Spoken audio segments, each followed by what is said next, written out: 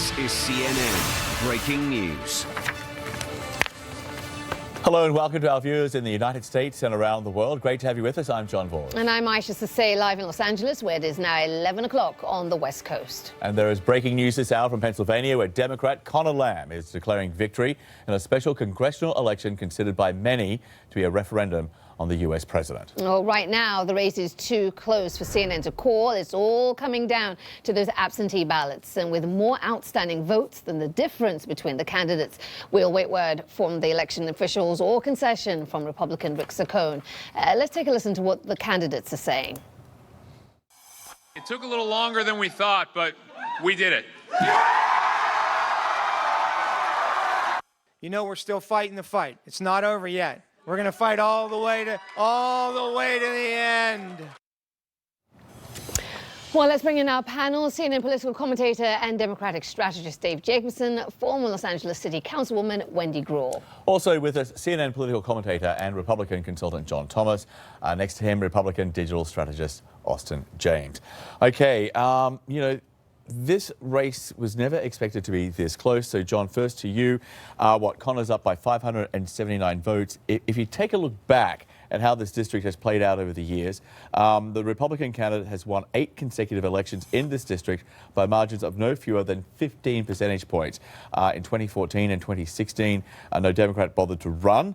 President Trump carried this 18th district by nearly 20 points. Romney won it by a similar margin back in 2012. What went wrong? Tonight, as I think my Democrat friends across the table will agree, in 2016, candidates do matter. Who we put up matters. And in this case, with Rick Saccone, he was an awful candidate. He failed to do a lot of the basic mechanics that you would expect of any Republican. And on the flip side, the Democrats in Conor had nearly a flawless candidate that was a great fit that, quite frankly, if you didn't know he was a Democrat and you listened to his rhetoric, he fought against Nancy Pelosi. He said he could work for Donald Trump. Pretty much everything was Republican-light rhetoric. Dave, Wendy, is that how you guys got the win, by passing yourselves off as Republican-light? No, not at all. Not at all. Not at all. He was a good candidate. He stands for, democratic values. And the fact is that Donald Trump had won this by 20 points the last time in that election. And he is now this close. And I believe very strongly that this is not only he's going to win this, but it also is a win-win for the Democratic Party because this was a district and a seat that people thought we couldn't win. And think about the number. We only need 23 more seats to take back the House. And I think we'll see that happen. And this is the thing, because Austin, places like Pennsylvania, right, they're not meant to be in play. This was meant to be an easy one. Right. So, but now it seems if they win, if they lose, it's narrow win, narrow loss, whatever. The game's changed. So listen, you're hearing both sides. There's talking points on both sides, and we tried to break some of this down last hour. There's a lot of kind of evolving narratives.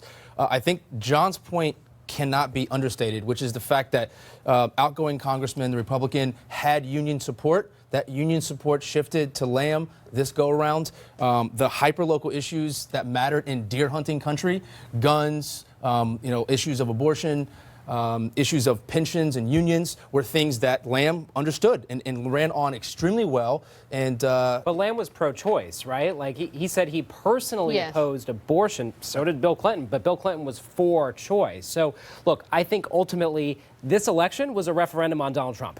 Donald Trump was on that ballot. Donald Trump won by 20 points in this district. This is a squeaker is because of Donald Trump lifting a failing candidate up in the home stretch. Like Republicans spent over $10 million in outside money.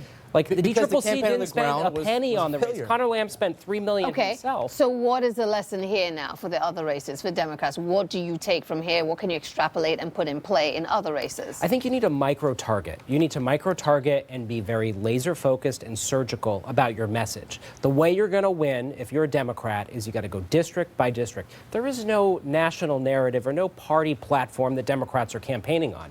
It's right that Democrats are campaigning against Donald Trump and for a variety of different issues. Like in California, for example, Democrats are going to win campaigning on Medicare for all. They're not going to win in Pennsylvania 18 campaigning on Medicare for all. So they've got to go district by district and tailor their message to those constituents. They did that in 2006, and they won a lot of seats. And I think that is the same campaign strategy they're going to use. And you learned the lesson from the Georgia congressional seat with Ossoff, who was a bit of a disaster of a Democrat candidate, and the Republicans held on to that. But oh, sorry, just want to get to the fact that Trump was campaigned over the weekend in Pennsylvania. He'd done robocalls, he'd done tweeting on behalf of the candidate. You know, what was interesting though, at this campaign rally, you know, he hit kind of, you know, his familiar hot button themes. He insulted women, he mocked the press, he, you know, talked about, you know, executing drug dealers. You know, this was like his greatest hits. But it seemed, you know, I guess maybe has it lost, Austin or John? Have those things lost their punch? You know, it's California. I mean, well, no, I don't think they have. The Monomyth poll that came out showing Conor Lamb up by what, 4 or 5. Part of the problem with Rick Saccone was that only 82% of Republicans were coalescing around him in that moment. The gap that had tightened was Republicans were coming home, and the only thing that changed over the weekend was Donald Trump having that rally. But this is also where I keep using the word lazy, is that the hyper-local campaign was resting their laurels on Trump's kind of chaotic narrative, and it doesn't work at the hyper-local level. So if they do micro-target and you do bring out candidates that are kind of, you know, wolves in sheep's clothing, and you can I think it's a real Here's the other fascinating dynamic is if you look at the Senate, you can go, well, Democrats, blue dog Democrats like Heidi Heitkamp in North Dakota, this is a great model. She's going to be okay. Wrong, because Conor Lamb never cast a vote. So it was easy for him to talk about what he might be for, who he might be willing to work with. Remember, he says he'll work with Donald Trump. Heidi Heitkamp hasn't worked with Donald Trump. So it's going to be more problematic for incumbent Democrats who rebutted the president where the president still is upwards in his approval ratings. Okay, so as we... I mean, I think the president's, you know, approval ratings are still down in the toilet. I mean, they are not good in North for that Dakota. level. But let me ask you this question. But Do you think Donald Trump carries that area again in 2020? I would say yes, he does. He's 49-49, I think, in Pennsylvania right now. Approval, disapproval. Look, I think all of his, you know, chaotic nature of the White House and the challenges that he has all across this world are going to start impacting people. And the fact is, they're not seeing their pocketbook change very much. Those that are in the, you know, low income, middle income are not seeing anything change. They're now going to say, wait a minute, he was supposed to fight for us. He fought for the wealthy, not us. And I think that's going to be able to turn some of these seats. Do we see more money coming your way because of this win? As we talk about momentum, and the flip side, do we see issues now for the GOP in terms of raising money? Because the momentum, in real terms, can be converted to dollars and cents. And let's not forget, like, politics is all about momentum. This was a game-changer election. Whether Conor Lamb wins or he comes within striking distance, it is a win-win for Democrats, either way you look at it. We are picking up steam by every measurement in all these different races. We're not talking about the races that were razor-thin close, where Democrats almost beat incumbent Republicans in 2016. Hillary won, as Wendy mentioned, 23 districts across the country where you have a sitting Republican House member or one of those Republican members is retiring. So it's clear that we've got the momentum. It's clear that this is going to help fuel our fundraising efforts across the country. And I think this is going to continue to propel us towards victory. People know that it's possible, that we can win back those seats. A ton of money was spent in this election. What, 9 million, 10 million on the Republicans? About, you know, well, on the Democrat side, about the same, was it? Conor Lamb spent about $3 million, and there was about $1 million of outside money. Yeah, so there was 4 million. Okay. Corey Bliss, Congressional Leadership Fund, said this. This is a very challenging environment for Republicans. We need good candidates who run good campaigns. This may not be nice to say. The fact is that Saccone campaign was a joke. If we had a candidate who could walk and chew gum at the same time, we would have won the race.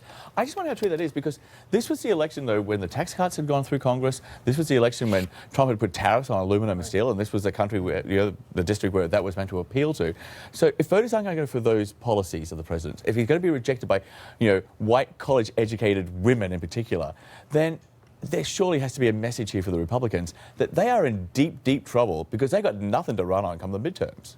Well, this is, again, I'm going to use the word again, it was lazy. I mean, I agree with you. I actually agree. I think Trump does Trump well, and I think when Republicans, whether it's at a national level, at a state level, or a hyper-local level, try to play Trump, they lose. And I think we've seen that race and race and race again. And Republicans have to stop saying, hey, listen, you know what? We don't get we have crappy candidates. They don't get the voters in that area. So we're going to rest on cultural chaos. We're going to rest on some of Trump's narratives because they do not trickle down. Can I just say, Austin is like absolutely right. We saw this if you look at the ad spending. It's the first time that there was a there was like a Market massive shift because the outside Republican national money was throwing down ads on the tax cuts.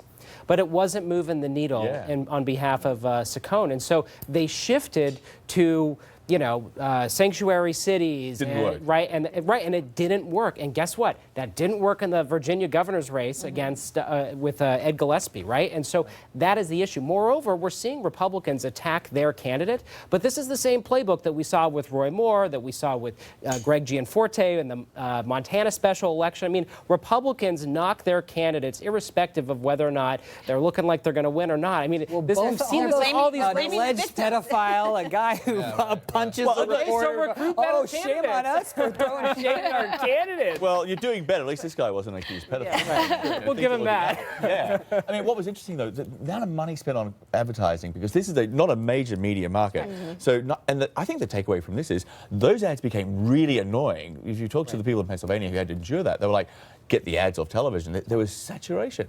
It goes back to being focused on local and really knowing your community, going to the places where you can meet those constituents, and that the TV ads are part of it, but they're not everything. So having the most money doesn't always mean you're going to win. And I think having Trump as your endorser also doesn't mean you're going to win. And with that knowledge that Trump being the endorser doesn't always win, do you expect to see the half dozen or so Republicans drop out, retire, and say they're not going to run again, as Biden was saying?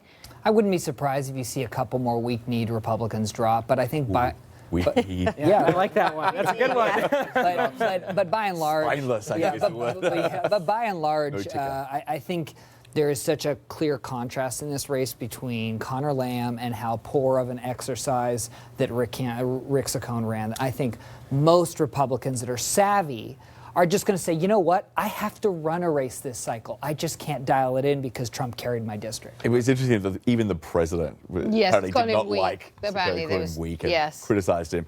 With friends like that, welcome to politics. Okay, we'll have a little bit more with you guys later this hour on the Brexit situation, so stick around. And more breaking news tonight. Stephen Hawking, one of the brightest scientists of the modern age, has died at age 76. The world-renowned physicist did not let a debilitating disease stop him from unraveling some of the mysteries of the universe.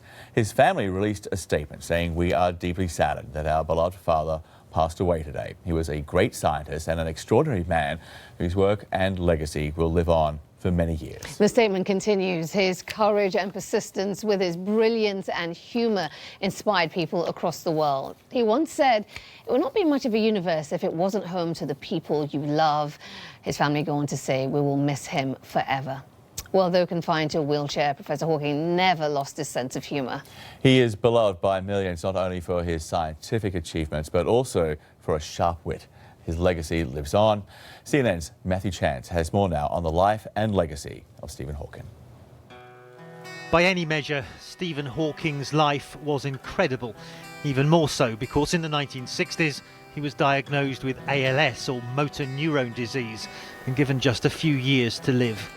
This rare form of motor neuron disease left him virtually paralysed, unable to express his profound vision of humanity and science without a voice synthesizer.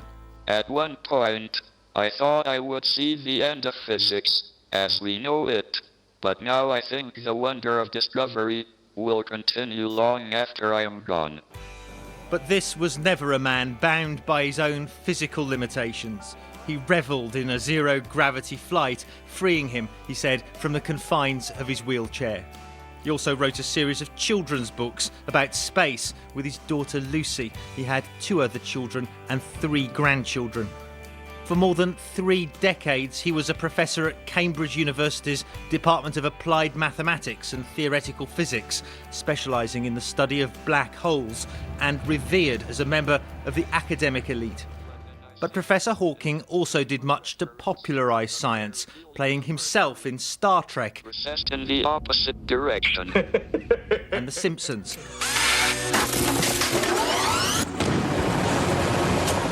In 2014, his life and romance with wife Jane Wilde was depicted on the big screen in the acclaimed film The Theory of Everything.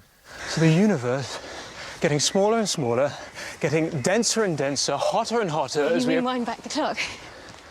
Exactly, wind back the clock. Hawking consulted on the biodrama, which earned 5 Academy Award nominations and a Best Actor win for Eddie Redmayne for his portrayal of the physicist. Hawking's most famous work, A Brief History of Time, remains one of the best-selling science books ever written, and he was deeply concerned with humanity's survival. I see great dangers for the human race. There have been a number of times in the past when its survival has been a question of touch and go. The frequency of such occasions is likely to increase in the future. We shall need great care and judgment to negotiate them all successfully. But I'm an optimist. If we can avoid disaster for the next 2 centuries, our species should be safe as we spread into space. He was, as ever, looking firmly to the future.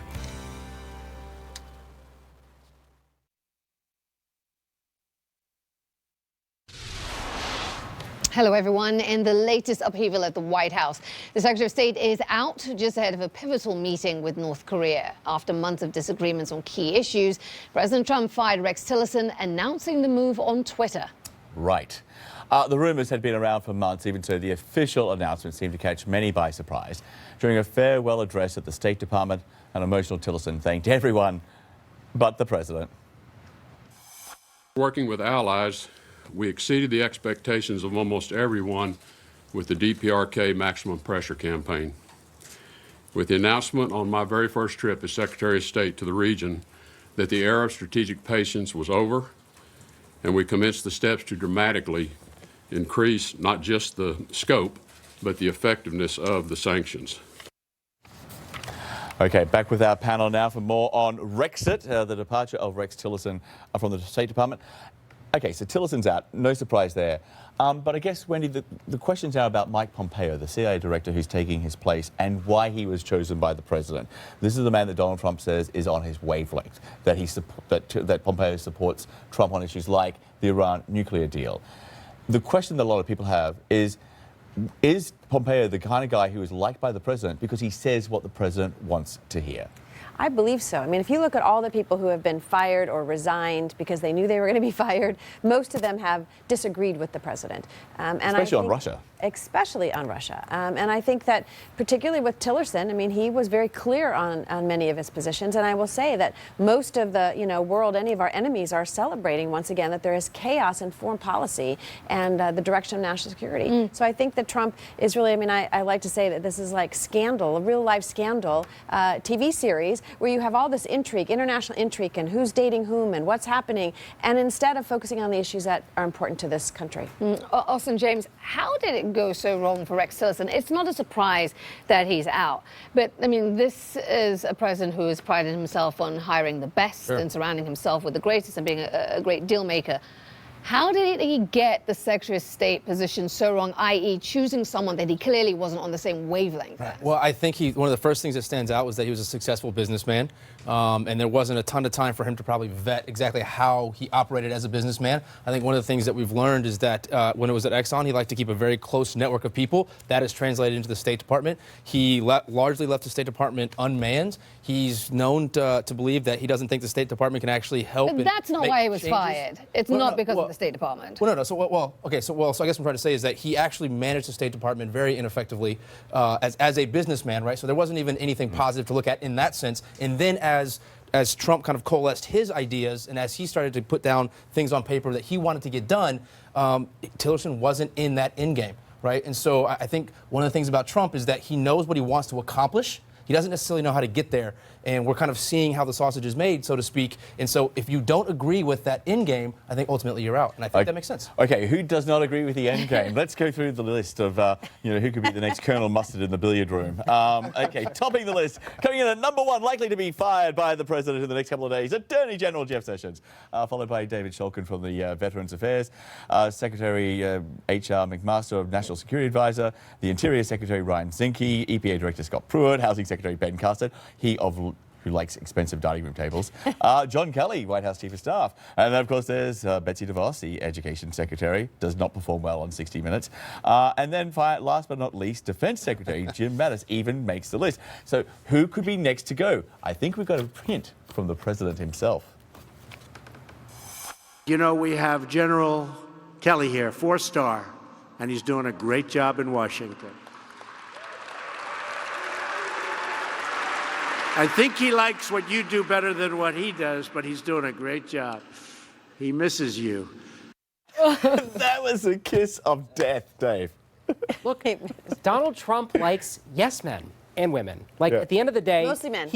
Mostly men. Right. Except for his new CIA That's right, yeah. We don't have anywhere near the amount of women that we need to have in the White House to have equality in terms of senior positions. But yeah, at the end of the day, like, anybody who disagrees ultimately with the president, perfect example, Gary Cohn the other day. He didn't want tariffs.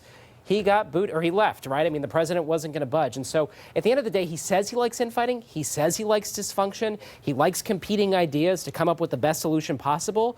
But there's no evidence of that. Providing those competing ideas agree with his ideas. Yeah, precisely. I mean, John, at the end of the day, you might rationalize it away as saying he wants competing ideas, but is it good for the country? Is it good for the country standing internally, externally, to have this amount of turnover? I think the policies. I mean, I think the fact, if you just look at the results beyond the infighting in the White House, I think it is pretty good for the country. The sit down that he's having with the leader of North Korea. Okay, he hasn't had it yet. Or that he's going to have. I think that's good for the country. But there are those who would argue the fact that against ISIS is all but exterminated, I think that's pretty good for the country. On the North Korea element. You talk about infighting, but I'm looking at results. The end games are, No, the North Korea argument people would make is that this president should not be sitting down with North Korea because it validates them as they seek recognition as a nuclear state. That the reason the president made such a hasty decision is because he doesn't have people around him. It comes back to the team around him to give him the right advice, the right guidance. So, I mean, again... but there are equally as many people that think it's a brilliant move and an opportunity to actually denuclearize... Ignoring them hasn't worked, right. But can I Korea, but I just say we don't even have an ambassador to South Korea, right?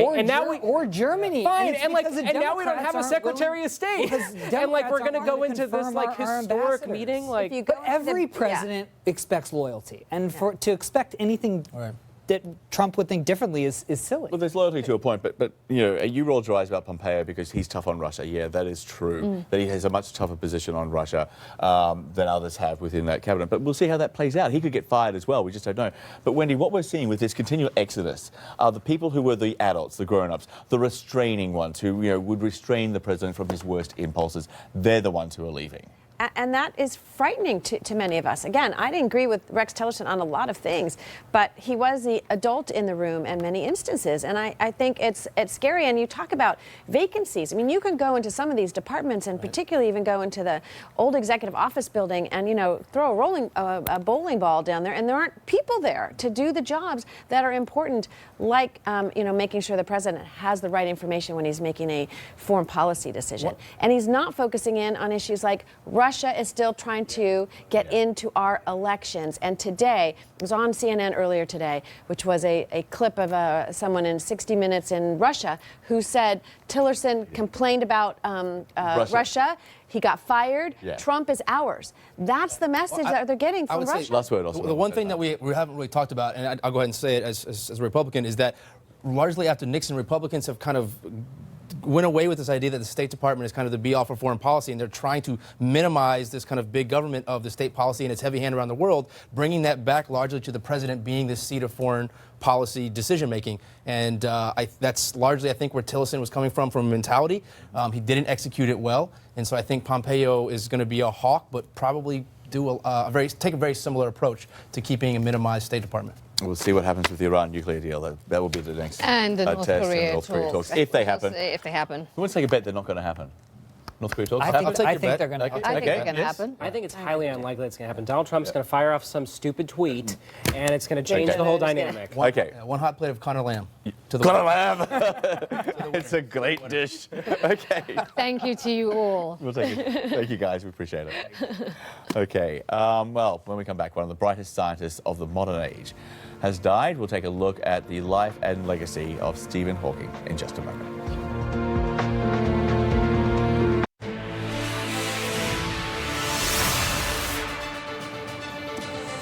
Welcome back, everyone. The breaking news this hour. Democrat Conor Lamb is claiming victory in a special congressional election in Pennsylvania. If he holds on, it would be a huge upset for Donald Trump, who won the district by 20 points in the 2016 presidential election. Right now, the race is still too close for CNN to call. We are waiting for absentee ballots to be counted. Republican Rick Saccone says he is not ready to concede, at least not yet. Renowned British theoretical physicist Stephen Hawking has died. He was widely considered to be the world's greatest scientist. He was an astronomer, mathematician, the author of a lot of books, all while living with ALS, commonly known as Lou Gehrig's disease. Well, reaction to his passing has been coming in from all corners of the world. The University of Cambridge put this out, that's where he was, where he held the position of Lucasian Professor of Mathematics. The statement reads, Professor Hawking was a unique individual who will be remembered with warmth and affection, not only in Cambridge, but all over the world. His exceptional contributions to scientific knowledge and popularization of science and mathematics have left an indelible legacy. His character was an inspiration to millions. He'll be much missed. Our technology and business correspondent Sam Burke joins us now live from London. Sam, obviously an early start for you, and a lot of people in London waking up to this news now that this great man, this great mind has passed.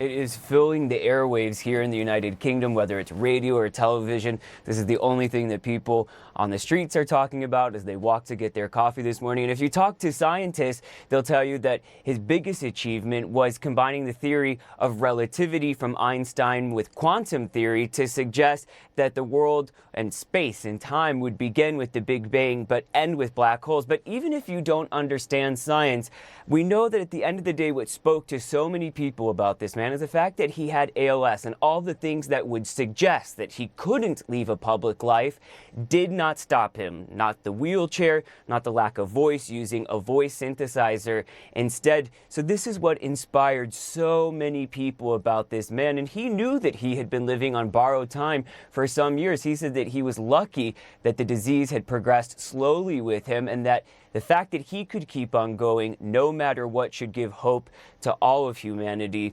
And I think if we look out and we see some of the reaction on social media here, it really speaks to the fact that he inspired not just scientists, but also people in technology and media. So let's just start by looking at a tweet from the scientist Neil deGrasse Tyson. He tweeted the following, quote, "His passing has left an intellectual vacuum in his wake, but it's not empty. Think of it as a kind of vacuum, energy permeating the fabric of space-time that defies measure." And then Sundar Pichai, who's now the CEO of Google, and I think this speaks to the fact that so many people who are working in technology now changing our lives were changed by him. He said, quote, "The world has lost a beautiful mind and a brilliant scientist." And lastly, this is from the executive producer of The Simpsons. "Farewell to Stephen Hawking, the most intelligent guest star in the brief history of The Simpsons." I think this really speaks to the fact that he was somebody who knew that he had to use media to become a scientist in the modern age, whether it was The Simpsons or Star Trek. He was able to communicate his message about science in a different way so that the rest of us could understand. Yeah, absolutely, Sam. Thank you. You did a brilliant job at it. Samuel, we really appreciate it. Thank you. Well, Robert Caldwell is a theoretical physicist who was a researcher in Stephen Hawking's group for 2 years during the mid-1990s. Yeah, he's a professor of physics and astronomy at Dartmouth College, and he joins us now from San Diego. Robert, thank you for being with us. I know that this is a difficult time for you. You worked with Professor Hawking. Can you just share with us some of your memories of the man you knew? Well, he was a hero to many of us in physics, and you know, he was actually the advisor of my PhD advisor when I was developing as a scientist, working on my thesis. My advisor told me stories about Hawking. So by the time I got to Cambridge, you know, I knew him as a sort of hero and legend for stories inside and outside of physics. Robert, I'm just wondering, we talk about Hawking being this great mind, this genius who made so many discoveries. Is there a way that you can link those discoveries to how people live their lives? Is there any kind of direct connection that you can make? That you can say, well, he discovered this, therefore it had a bearing on what we do today. No, it'll take some time before we see the impact on our everyday lives, I think, in terms of technology. For example, it took almost 80 years between the time that Einstein invented general relativity and we got to the relativistic role in GPS. But one of Hawking's greatest accomplishments, I think, was getting people interested in these esoteric subjects of the origin of the universe and interested in science. Robert, I just want to go back to the fact that you had Stephen Hawking as your supervisor, your advisor for your PhD, because I think that is tremendous. And I'm just wondering what it was like working with him that closely, such a great mind, and whether, you know, some scientists and some experts aren't very generous with their intellect. They can be quite harsh. What was he like in close confines working with him? Well, he was the advisor of my PhD advisor. But I knew him from interactions in the cosmology group at Cambridge, and he was, well, because of ALS, he was very direct in his speech because he couldn't waste the energy on a long discussion, as you can imagine.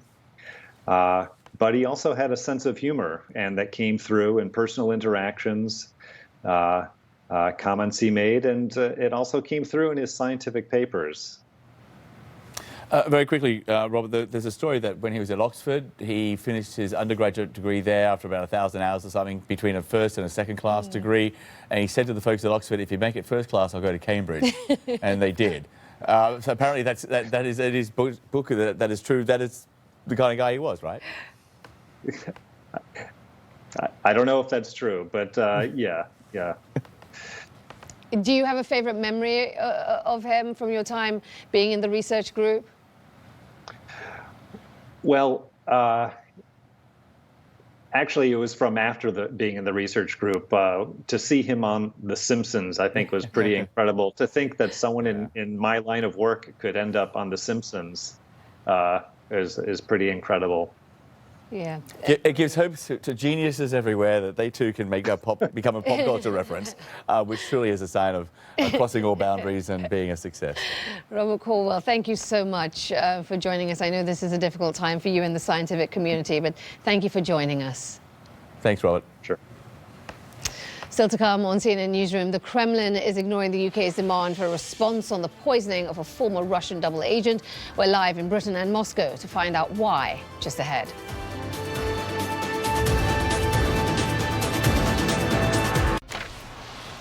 Well, Moscow has ignored a deadline to explain how a nerve agent poisoned a former Russian spy and his daughter on British soil. Russia says it won't respond to the UK until it receives samples of the chemical. This, as we learned that another Russian exile has died in Britain.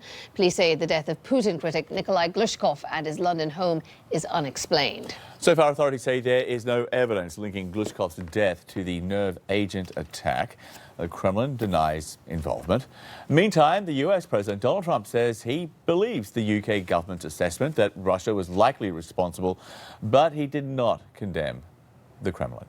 Well, CNN has the latest details on the story from multiple angles. Aaron McLaughlin is in Salisbury, England. Sam Kiley has reaction from Moscow. Aaron, to start with you, Theresa May out trying to build a coalition of support amongst European leaders, and it appears that they are on her side.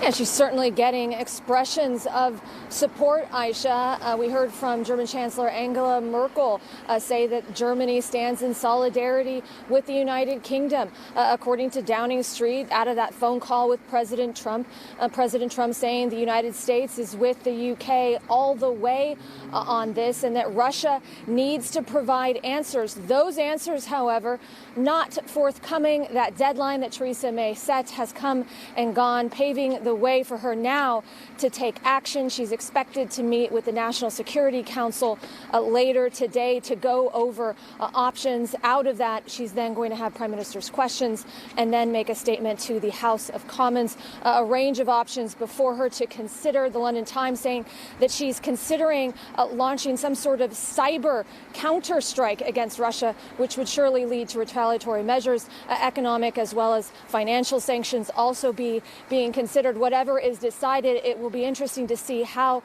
the U.S. and the EU then respond. Aisha? Yeah, indeed. Erin McLaughlin there in Salisbury. Thank you. Some Kylie to you in Moscow. So we hear Erin talking about the range of options, if you will, at the disposal of the British government, certainly being entertained. Obviously, Moscow is well aware of all of these discussions that are ongoing, and yet they remain defiant, and they themselves now warning of retaliation. Yes, they're sort of warning of retaliation in anticipation of retaliation, notably on this matter of a potential cyber attack coming from the United Kingdom, the embassy, the Russian embassy in London, warning that that would be considered a very retrograde step and asking for clarity from the British government over what is basically reports within the media about what the options are available to Theresa May.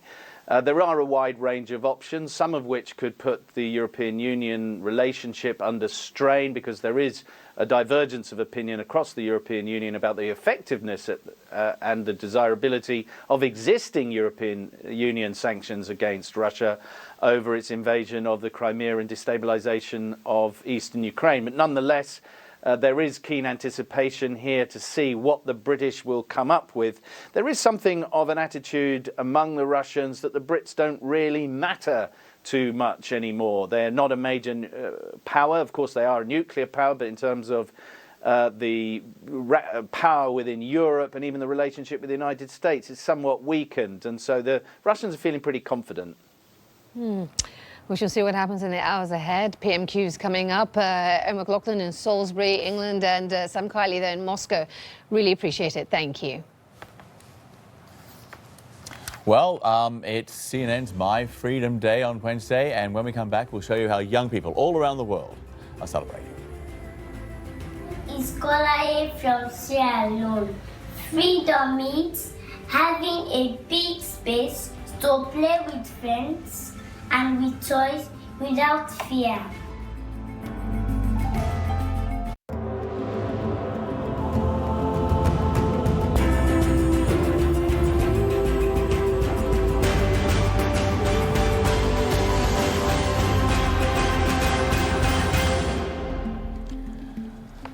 We're marking My Freedom Day here at CNN International. 7 years ago this month, our network and our boss, Tony Maddox, decided there was a need to highlight modern-day slavery around the world, and so came the launch of the CNN Freedom Project. Well, this year it has evolved into a worldwide event driven by students to raise awareness about the impact of slavery and human trafficking.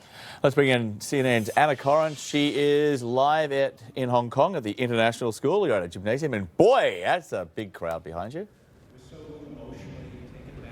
Yeah, there is. And I tell you what, John, these are a vibrant, interested group of kids who really want to bring about change. We're in the indoor gymnasium. 600 students have packed in here to listen to a very sobering speech by activist Matt Friedman, who works for the Mekong Club. It's a local club here in Hong Kong that's trying to end modern-day slavery. He's been sharing some of the heartbreaking stories of victims who he has come across in his many decades of doing this work. But the only way there's going to be change is through these students, and that's why we are here at Hong Kong International School. I want to introduce you some of these students. We've got Grace Giddings and Kana Nyin and also Greg Ladner. He's the assistant principal. Grace, if I can start with you, what does freedom mean to you? So freedom to me means that I get to learn subjects that I'm interested in and that I get to ask questions and grow as a learner. And tell me, why do you think My Freedom Day is important? Why do we need to celebrate it? I think it's important because it helps raise awareness for everyone, and as Matt Friedman asked before, not many people know about slavery, and this day really helps people understand and embrace themselves and like what we're supposed to be doing in this world.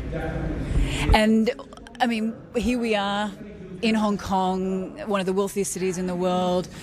We're privileged. You go to a wonderful school. When you listen to the stories from Matt Friedman, I mean, how does it make you feel? Well, it definitely, like you said, is sobering. It really opens our eyes because I feel as though we're a very privileged group of kids, but it shows us that just because we're kids doesn't mean we can't help these people, and I feel like we've learned a lot of facts about them that we can use to our advantage. And Greg, you obviously very supportive of this initiative and the students bringing My Freedom Day to your school. Yeah, look, it's been very much student-led week, and we've tried to bring together some issues that really are part of the curriculum as we approach the whole school year. But it's good to have it culminating into a whole week where we can really focus in on the idea and get kids right behind it. And they have gotten right behind it too, haven't they? Absolutely. I've been blown away. We had our student leadership team on Sunday even finishing off 700 badges and pins that they made for the kids in exchange for their thoughts about what it means to be free. We're just so privileged here. It's so important. And you've also got the choir here, which we're going to share with our CNN audience. I need to alert the crowd that we now need to hear the wonderful choir who want to also celebrate My Freedom Day. So Aisha and John, I'm going to hand it over to the choir. That's the cue.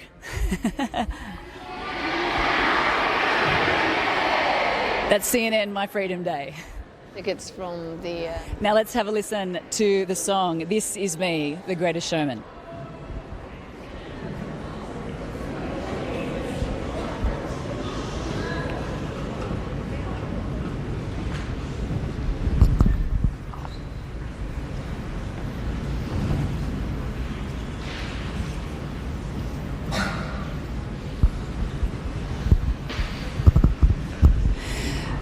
Okay, the choir is about to perform. We're just having a few technical issues, which is what happens with live television. But I believe that we're about to take it away.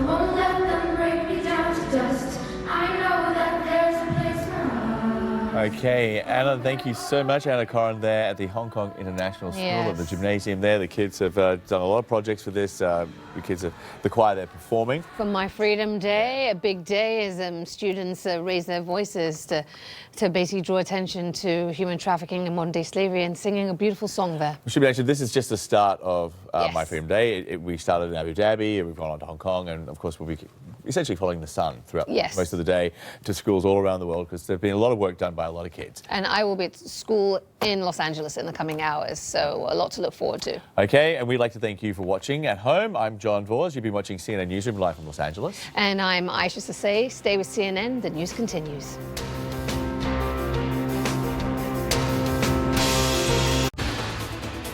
A nail-biter of a race, a crucial election in Pennsylvania, and after a day of voting, it's still too close to call.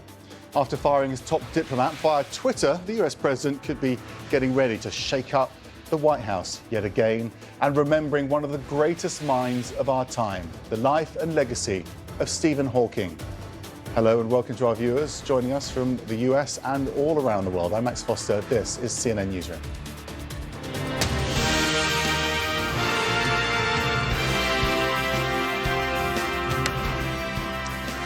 Well, the winds of change are indeed blowing through the American political landscape, not just in Congress, but also in the White House. Democrat Conor Lamb is claiming victory in a special congressional election in Pennsylvania, in a district Donald Trump won by 20 points in the presidential election. Meanwhile, Mr. Trump has sacked his Secretary of State, Rex Tillerson, and he's hinting that more personnel changes are coming for his administration. First, though, we're going to go to Pennsylvania, where that congressional race is still too close to call for CNN. Right now, Democrat Conor Lamb has a razor-thin lead over Republican Rick Coney. But more than 1,000 absentee ballots are still being counted, so it is too close to call. Lamb is a Marine veteran and a former prosecutor. Ciccone, a long-time state legislator endorsed by President Trump. Right now, they have very different opinions on Tuesday's outcome. It took a little longer than we thought, but we did it. You know, we're still fighting the fight. It's not over yet. We're going to fight all the way to the end. You know, I never give up. You know, my first race went into the night and we won that. And my second race was the same way. I mean, we're kind of used to this now, right? So that's it. We're not giving up. Well, whoever ends up the winner, he'll serve for less than a year. A newly redrawn district will be up for grabs come November. CNN's Jason Carroll has more from Conor Lamb's election headquarters. After a very long night and early morning, Conor Lamb has come out and declared victory, even though that there are still votes outstanding. And Republican challenger Rick Ciccone says this race is not over, not by a long shot. Having said that, Lamb came out and addressed his supporters, crediting the grassroots nature of his campaign. He also credited the labor community, who he says helped come out and put his campaign over the top. During his speech, he also talked about the political climate that exists right now. He believes a climate that needs to change. People are so tired of the shouting on TV and in our politics. It's amazing what happens when you're in a room with real people who have real aspirations and real troubles. There's lots of ideas. There's no angry shouting. Our job in Congress is to attack the problems, not each other. Again, Ciccone says this race is not over, not yet. Lamb says for his part, it's time for Democrats to regain their voice.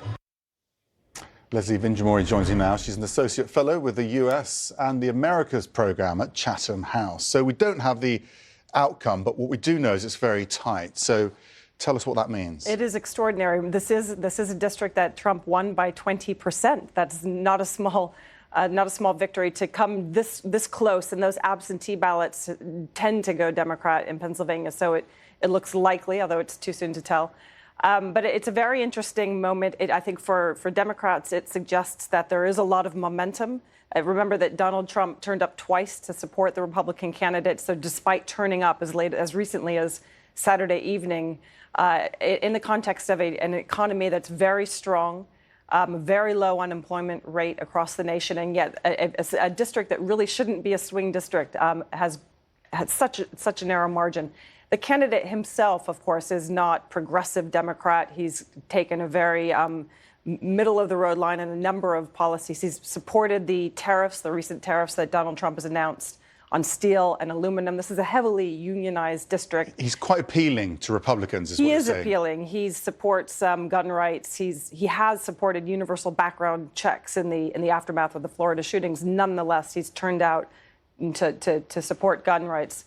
And he's seeking to protect. He campaigned on protecting entitlements, which I think is very significant, right? This is really a district that speaks to that base that we've talked about for so long as being important to Donald Trump. And this is a Democratic candidate that's managed to appeal to the base, but also Democrats in that district really seem to have turned out in significant numbers. Couldn't Donald Trump argue that he won by supporting key Trump policies? So it's not necessarily a criticism of Donald Trump. I think it is true that it will be difficult for many Democrats to replicate the strategy that this particular candidate has pursued. Remember, he also distanced himself from the Democratic leader, Nancy Pelosi, and that helped him. That's helped him in this election. And that's more difficult as we approach the midterms for others to replicate. He managed to raise $3 million. He's tremendously successful in raising money, much more than his Republican counterpart. And again, that will be more difficult when multiple candidates are running. But it's a very significant move nonetheless in the context of a very strong national economy and a district that is very pro-Republican. And there is a lack of energy, if I can call it that, in the Republican Party. There is growing energy in the Democratic Party. So it will play into that, won't it, in terms of the national political dynamic? Yes, there's a sense that it creates a momentum. Now, interestingly, this particular district is the map is being redrawn in Pennsylvania. So these two candidates will actually be standing in separate districts when we come to November. Nonetheless, it's very significant. I think the Republicans are now trying to distance themselves from this and say, that that the Republican candidate wasn't a good candidate, that it wasn't a good campaign. They had to put a lot of money into Sacconi's campaign.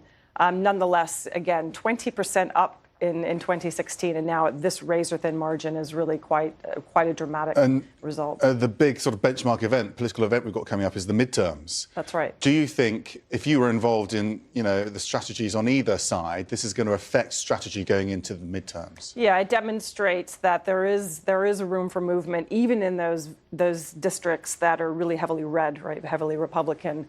And there are a number of seats that are coming up in more divided districts, so that's a very specific. There's optimism, I think, amongst the Democrats now for that. But again, it is a particular.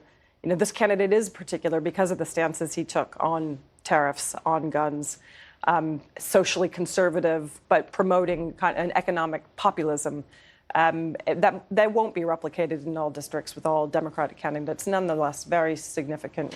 And what can Donald seeming result. Trump learn from this? Because there's no doubt that many of his policies have been very popular. It's the character that people are starting to have an issue with, right? The way he handles himself, and all of these sort of hirings and firings at the White House aren't particularly helping, are they? So what part of him do you think is toxic for local Republicans in the races coming up? Well, I think that, it does raise a lot of red flags. Again, if you go back to that people think that, it's the economy that matters. I think one key thing here is that it's not the message that Donald Trump campaigned on, that he was really looking out for working class Americans who'd been left out. It doesn't seem to be translating. The tax cuts that, he's gotten through Congress don't seem to be being read on the ground as really delivering as much as that base has wanted relative to what it's doing for corporate America and for a different section of the population. Whether or not the president will integrate this and translate this into his strategy, not clear. But and the question of personality and style, whether that's really undermining him on the ground. It's very hard to read that off of this particular race, I think, because of the specifics of these two candidates. But it certainly suggests that there isn't, that the economy isn't enough for this particular president. OK, Leslie, thank you. Thank you. The US Secretary of State's firing has been rumoured, of course, for months, but the timing of it seemed to take Rex Tillerson by surprise. President Trump announced the move on Twitter. The two men had disagreed on key issues like the Iran nuclear deal and diplomacy with North Korea, and Tillerson never denied reports that he called the president a moron. In his goodbye, Tillerson pointedly did not thank the president. All of us, we know, want to leave this place as a better place for the next generation. I'll now return to private life as a private citizen, as a proud American, proud of the opportunity I've had to serve my country. God bless all of you. God bless the American people. God bless America. Mr. Trump has tapped CIA Director Mike Pompeo as Tillerson's replacement. Pompeo is viewed as a loyalist to the president and a trade hawk. President Trump's longtime personal aide has also been fired. A source tells CNN it's because the Department of Homeland Security is investigating John McEntee for serious financial crimes. Minutes after his dismissal was revealed, the Trump campaign announced McEntee would be a senior advisor for the re-election campaign operations. Sources say there was no warning for McEntee's abrupt firing. Now, the steady march out of the White House may not be over. Sources say President Trump is irritated with the embattled Veterans Affairs Secretary, David Shulkin. Another source says he's considering Energy Secretary Rick Perry as a possible replacement. And time is said to be running out for the National Security Advisor as well, H.R. McMaster. McMaster, like Tillerson, has been opposed to withdrawing from the Iran nuclear deal, but he's pushed European allies to make changes to it. McMaster and Shulkin would be the latest in a string of administration staff departures. President Trump said Tuesday he's very close to having the cabinet that he wants. Joining us now to talk more about this is Scott Lucas. He's a professor of international politics at the University of Birmingham. here in the UK. First of all, on Tillerson, the idea that he was fired on Twitter, how damaging might that be actually to Donald Trump? Well, I don't think Donald Trump thinks anything he says on Twitter is damaging to him.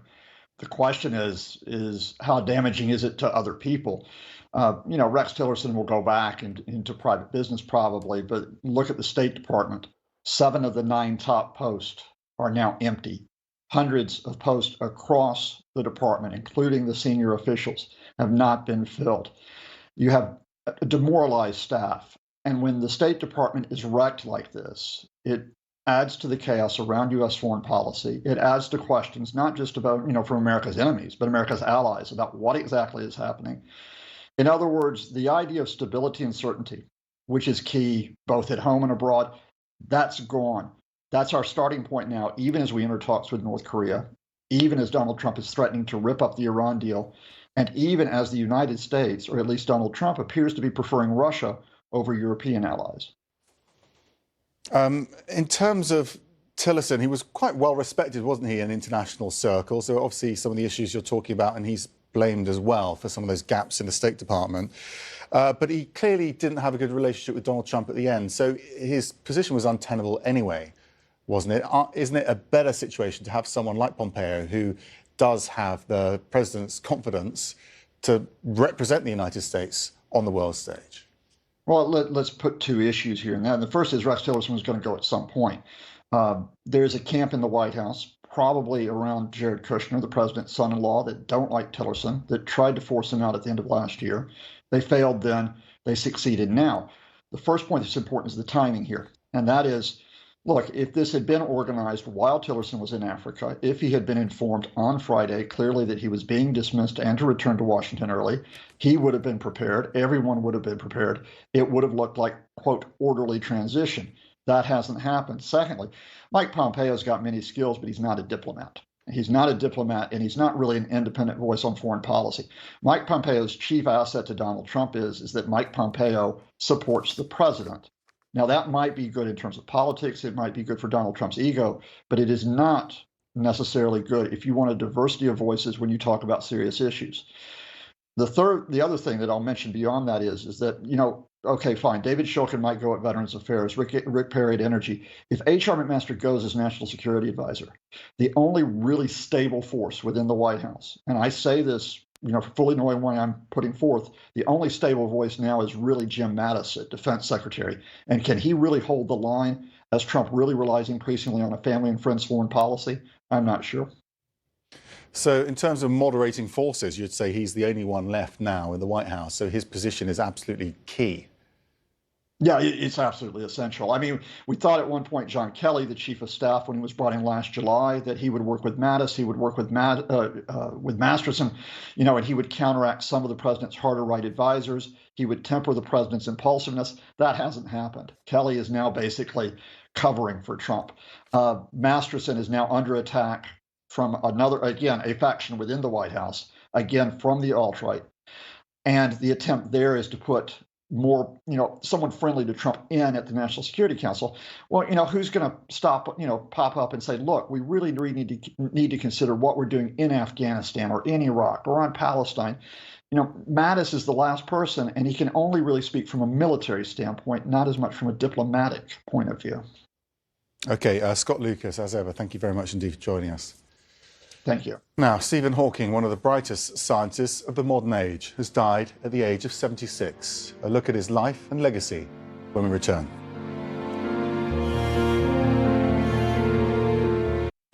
World-renowned physicist Stephen Hawking has died at the age of 76. Considered by many to be one of the world's greatest scientists, Hawking's numerous books include the landmark bestseller, A Brief History of Time.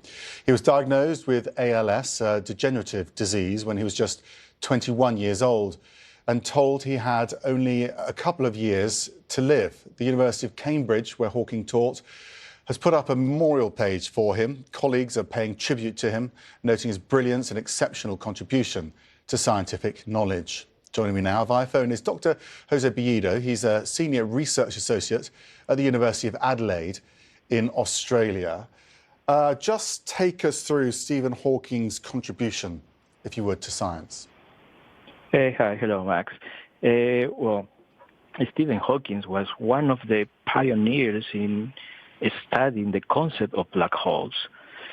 And black holes, now we know, are so important, all this knowledge, because now we can understand better how galaxies behave, why they behave as we observe galaxies, and that's because in the center of every galaxy there is a massive black hole.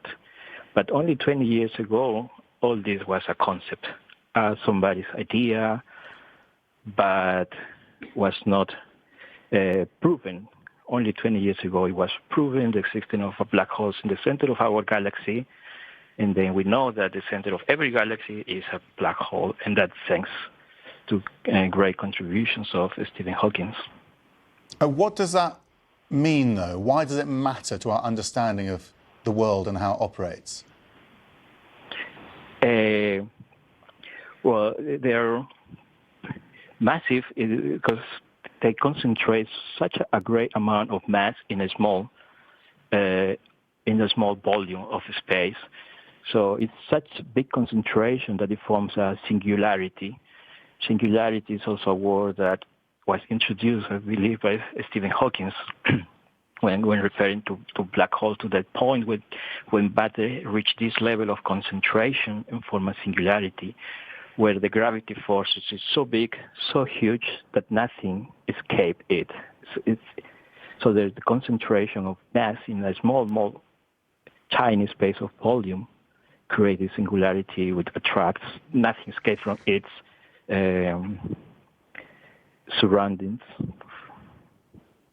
And this creates such a such a big force that keeps together galaxies. So the stars are together orbiting around, and that is because there's a massive black hole creating a big gravity force that keeps them all in organization, rotating around the galaxies, around the center of the galaxy. And that's what happens in our galaxy and with other galaxies. Dr. Bioda, thank you very much indeed. Our technology and business correspondent Samuel Burke is with us as well, because he wasn't just this sort of great mind and this great scientist. He was also a celebrity, wasn't he? And he brought glamour to this world. And I think even if you didn't understand the science that he was talking about, people were inspired because this is a man who was only given a few years to live. And in spite of the ALS, he lived an incredibly public and engaged life. Everything about him in our society would have said or suggested that he wouldn't be a part of our society, bound to a wheelchair. He couldn't speak with his own voice. He didn't care about any of that and forged on. He said, the fact that my disease has progressed so slowly and I've been given more time should give hope to everybody. So he faced death every day, effectively, didn't he? So that would have defined how he, viewed life. Exactly, and we've heard from the people who knew him that he just forged on. He would take the whole team of nurses with him if he had to. I mean, think about having to use a voice synthesizer. This is the way that most people know his voice, the only way that they know his voice. But he just kept on moving forward. And so I think it was that inspiration combined with the brilliance and this keen, uncanny ability to communicate with the world despite all the challenges that made him so accessible to the world. And if we just look at some of the tweets that people are sending out right now, I think it speaks to the various communities that he touched. If we start with that tweet from Neil deGrasse Tyson, it shows how he touched the community of science. His passing has left an intellectual vacuum in his wake, but it's not empty. Think of it as a kind of vacuum energy permeating the fabric of space-time that defies measure. Sundar Pichai, the CEO of Google, and I think this represents how he impacted technology, which is, of course, so closely linked to science. The world has lost a beautiful mind and a brilliant scientist. And then the executive producer of The Simpsons, Matt Selman, saying farewell to Stephen Hawking, the most intelligent guest star in the brief history of The Simpsons. I think that one is really important because it shows that he knew he could take these other mediums to communicate the message of science, whether it was The Simpsons or Star Trek. Just a couple more I want to share because I think they really represent who he was. NASA, if you look at this tweet from NASA, they say, remembering Stephen Hawking, a renowned physicist and ambassador of science, his theories unlocked a universe of possibilities that we and the world are exploring. May you keep flying like Superman in microgravity as you said to the astronauts on the International Space Station in 2014. And the last one, a funny one, because he did have a good sense of humor. This coming from another icon, CNN's Larry King. I once asked Stephen Hawking in an interview what puzzles him most in all the universe. Women, he answered. He will be missed. Someone said that if he were given the opportunity, would he rather meet Newton or Marilyn Monroe? Of course, he said Marilyn Monroe. Yeah, his relationships with women came up in the film, of course. He's had a very colourful life, and he was this sort of larger-than-life figure. Do you think that you know, had an impact on the science because it drew more people into the science? Well, I think it gets back the fact that you're mentioning the movie and that we know about his personal life and his relationships, plural, from his former wife to then a different wife. He was involved in that movie, and I think that speaks to the fact that he knew that to communicate in this world, even to be a scientist in this world, that it has to be done through television, through social media, through movies. So he consulted on that film, and again, I think that gets back to whether it's being on The Simpsons or being in a movie. He knew that to get science to the masses, that this was the way that he had to do it. He's made a huge contribution. Samuel, thank you very much indeed. Now, Russia is reacting to the UK's ultimatum with a demand of its own. Just ahead, why the Kremlin isn't giving an explanation about the poisoning of a former Russian spy and his daughter. Breaking news this hour, Democrat Conor Lamb is claiming victory in a special congressional election in Pennsylvania. If he holds on, it would be a huge upset for Donald Trump, who won the district by 20 points in the 2016 presidential election. Right now, the race is still too close to call for CNN. We are waiting for absentee ballots to be counted before we do call it. Republican Rick Saccone says he's not ready to give up just yet. Now, Russia is ignoring the UK's demand for a response to the poisoning of a former Russian double agent and his daughter on British soil. The Kremlin denies involvement in the nerve agent attack on Sergei and Yulia Skripal. It says there won't be a response until it receives samples of the chemical substance. Meanwhile, another Russian exile has died in the UK. Police say the death of Putin critic Nikolai Khrushchev at his London home is unexplained. So far, authorities say there's no evidence linking it to the poisoning of the Skripals. CNN has the latest details on the story from multiple angles for you. Erin McLaughlin is in Salisbury for us in England. Sam Kiley, though, reaction from Moscow. Just take us through, Sam, the reasons why Moscow isn't responding to this ultimatum set by the UK.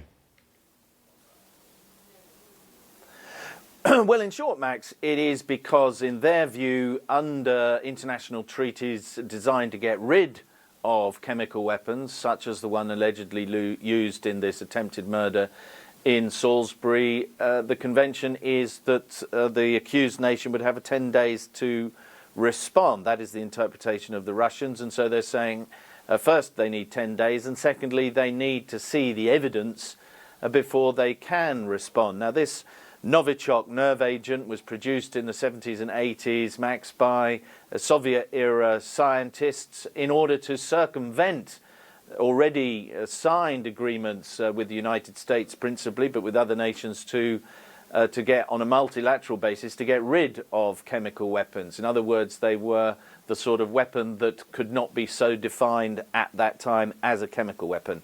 Amid all of this confusion, of course, it is confusion precisely that the Russians are trying to sow, looking for glimmers of light between the positions of Theresa May and her European allies, Theresa May and the Trump administration, so that they anticipate or are keenly awaiting what it is that Theresa May may come up with later on today in terms of her response and the British response to these attacks that have been going on in the United Kingdom now over some years.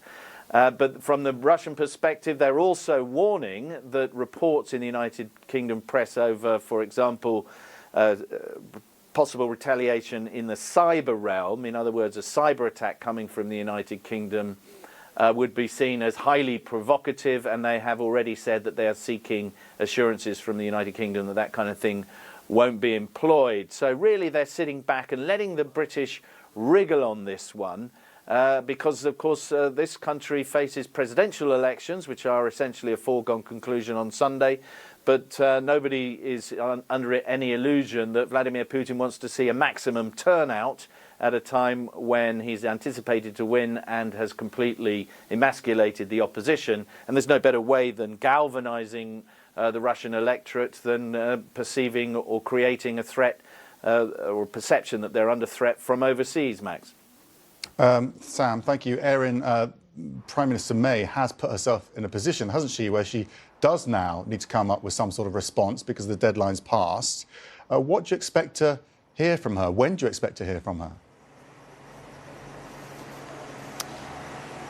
Well, Max, she is expected to chair a meeting later today of the National Security Council, where it is expected that she, along with intelligence chiefs, will go over a range of options out of that. Then she will appear in the House of Commons for Prime Minister's questions, then make a statement. British media is reporting that she is looking really at a range of possibilities. The London Times is reporting that they're looking at the possibility of some sort of cyber counterstrike against Russia, which would, of course, then provoke potentially Russia saying that it will respond accordingly to any measures taken as a result of this. Also, another option they're looking at, the potential for targeted financial sanctions against individuals perceived to be close to Russian President Vladimir Putin or the Kremlin, as well as economic sanctions, although it's not clear how much support within the EU they will get for those economic sanctions, for any economic sanctions, given that the EU is seen to be divided on the topic, as well as the UK standing within the EU due to Brexit. Also, potentially considering the possibility of expelling diplomats, which some are saying is assured to happen. But there certainly does seem to be political pressure there for her to take strong action today out of that National Security Council meeting. Max.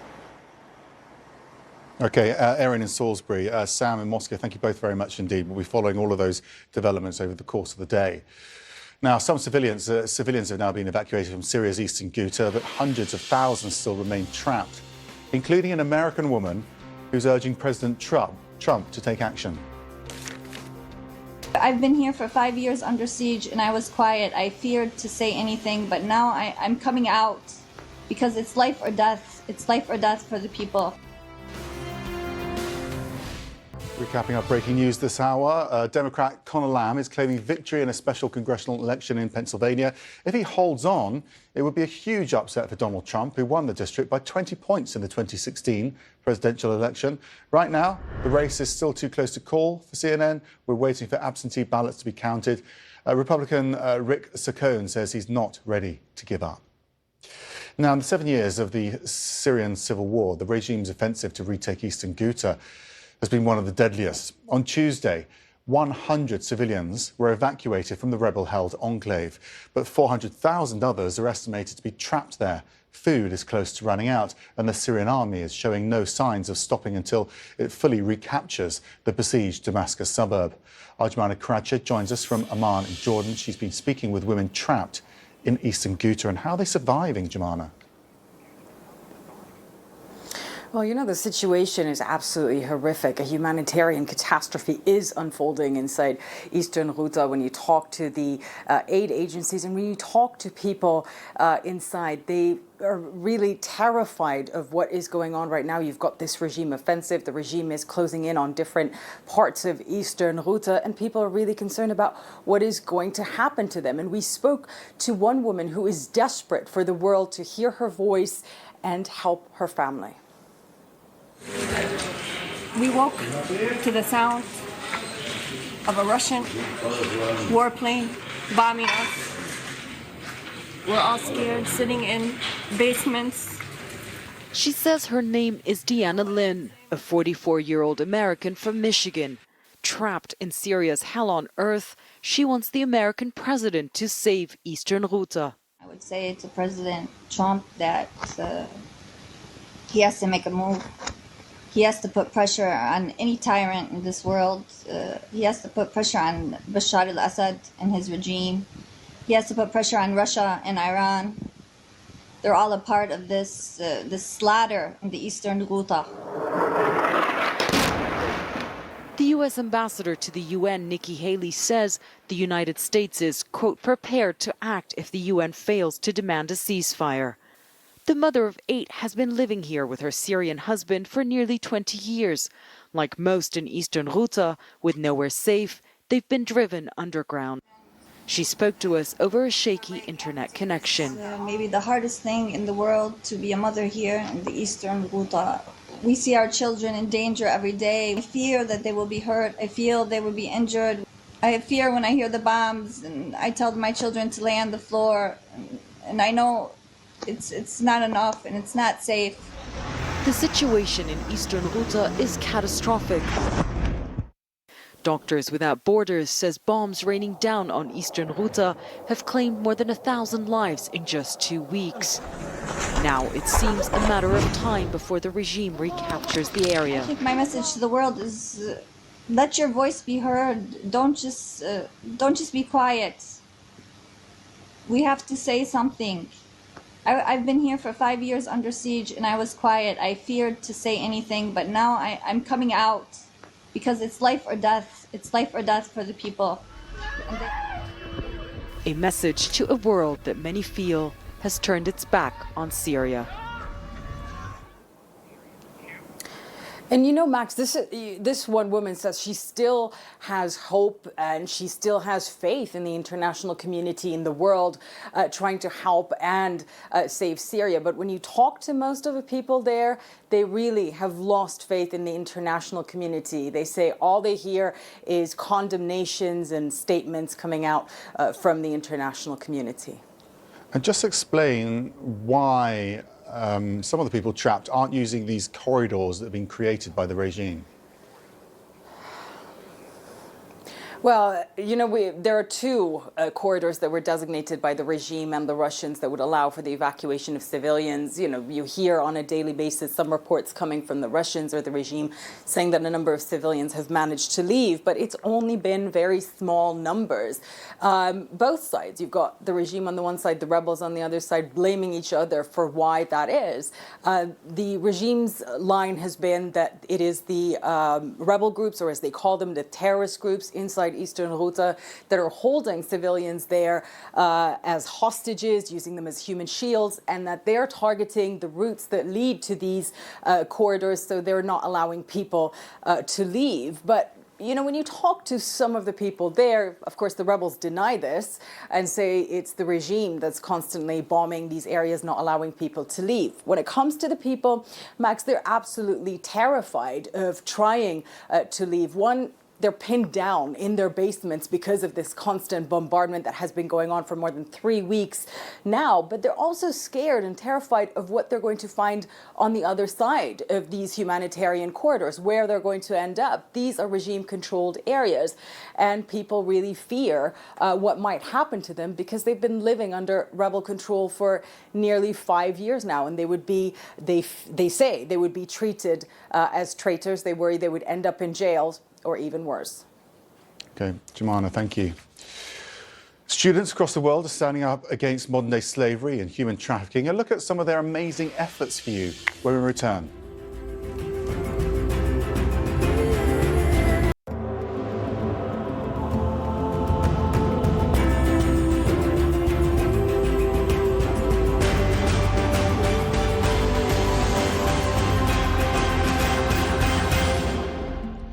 We're marking My Freedom Day here on CNN. 7 years ago this month, our network began its fight against modern-day slavery with the launch of the CNN Freedom Project.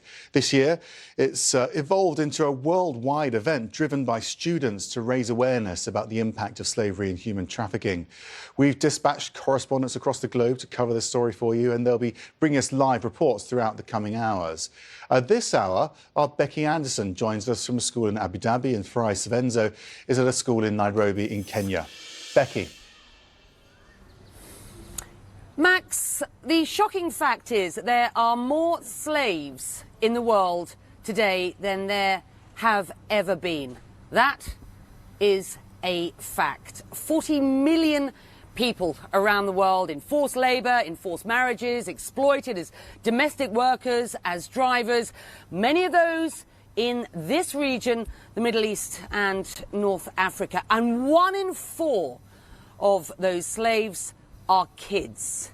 Kids like these joining me here today at the American Community School. And that is why a day like today is so important. It's kids like these around the world who are standing up and saying enough is enough. This is a day of global action, and all these students here and many others at this school in Abu Dhabi have been learning about what freedom means. So let's ask them. I'm going to go along the line. Don't be shy. What does freedom mean to you? Freedom to me is being able to share my thoughts and opinions without fear of consequence. Very good. Freedom to me is being able to express myself without fear of what other people will say. And you really mean that, right? Yes.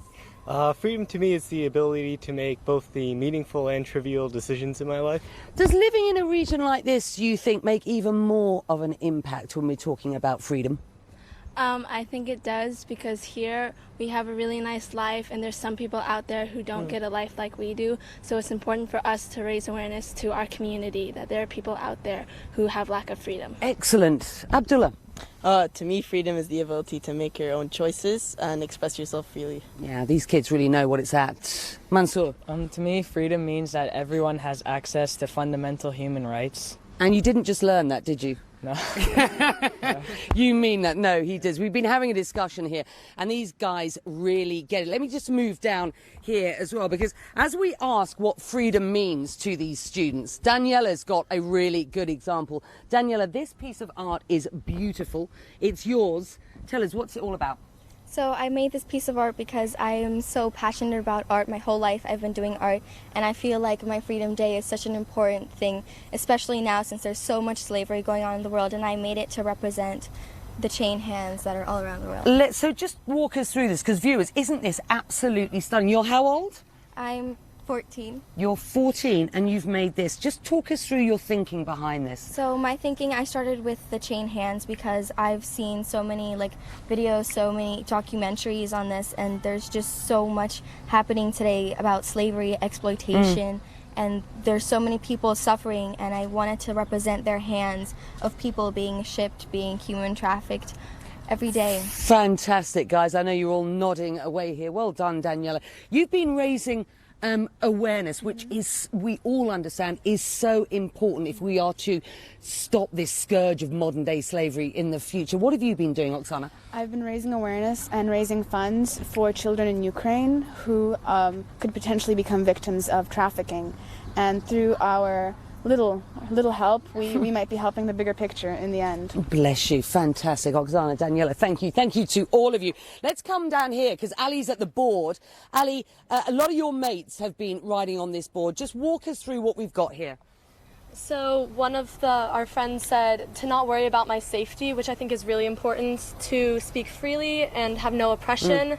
To be yourself and not let anybody change or stop your dreams. And then what I wrote, which is to be able to express yourself without fear of judgment, which I think is all very important. Amazing stuff. 2 boards full of ideas. This is the American Community School in Abu Dhabi. There are hundreds of students who've been involved in what is this global day of action. So from us to you, 3, 2, 1.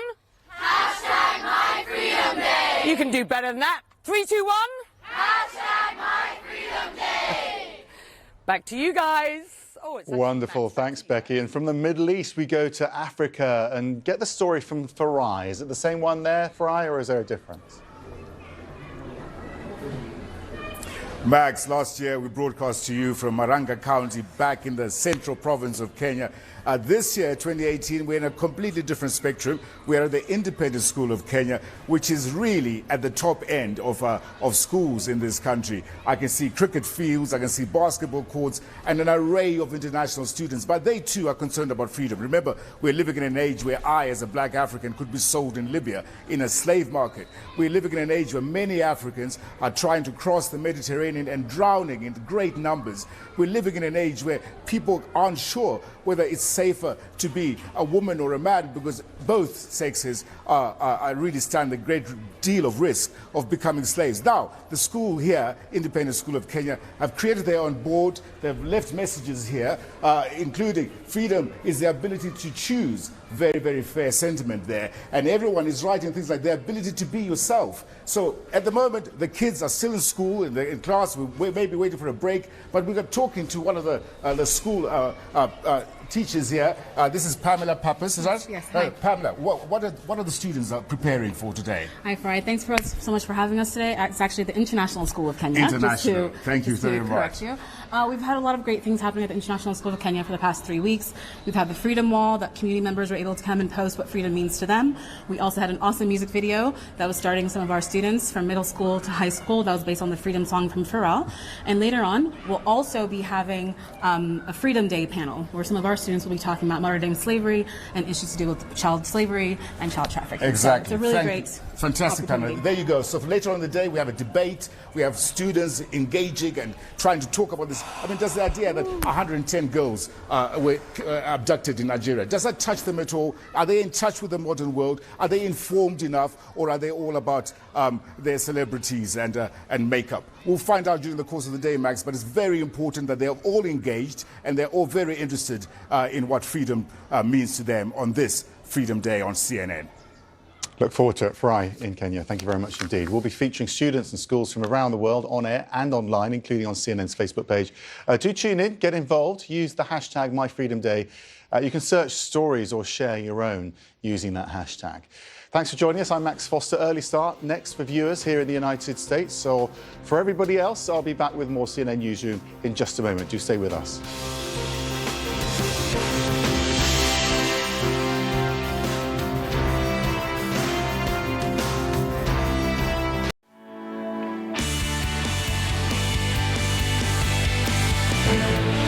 This is CNN Breaking News.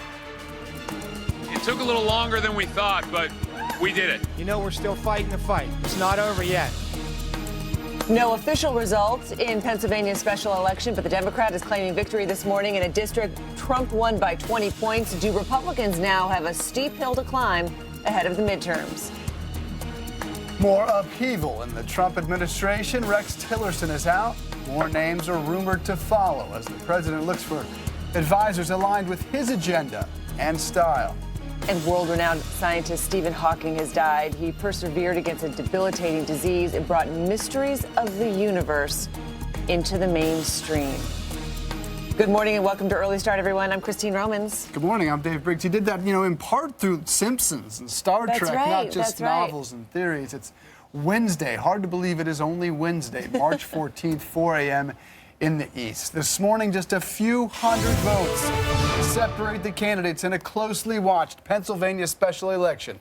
The congressional race between Democrat Conor Lamb and Republican Rick Saccone viewed as a strong indicator how things are shaping up for the midterm elections. Now, at this moment, Lamb holds a very slight lead over Saccone to represent Pennsylvania's 18th district south of Pittsburgh. Absentee and provisional ballots still being counted, but it would be a steep climb for Saccone to overtake Lamb at this point. Today, Saccone's campaign team will meet with lawyers to assess their options. He told supporters late last night he is still in the game. You know, we're still fighting the fight. It's not over yet. We're going to fight all the way to the end. You know, I never give up. You know, my first race went into the night and we won that. My second race was the same way. I mean, we're kind of used to this now, right? So that's it. We're not giving up. Overnight, Lamb claimed victory in a speech to his supporters, even with no projected winner yet. The razor-thin margin is a bad sign for Republicans. President Trump won this district by 20 points, and GOP groups pumped nearly $11 million into a marathon effort to avoid an embarrassing loss. CNN's Jason Carroll filed this report from Lamb's headquarters.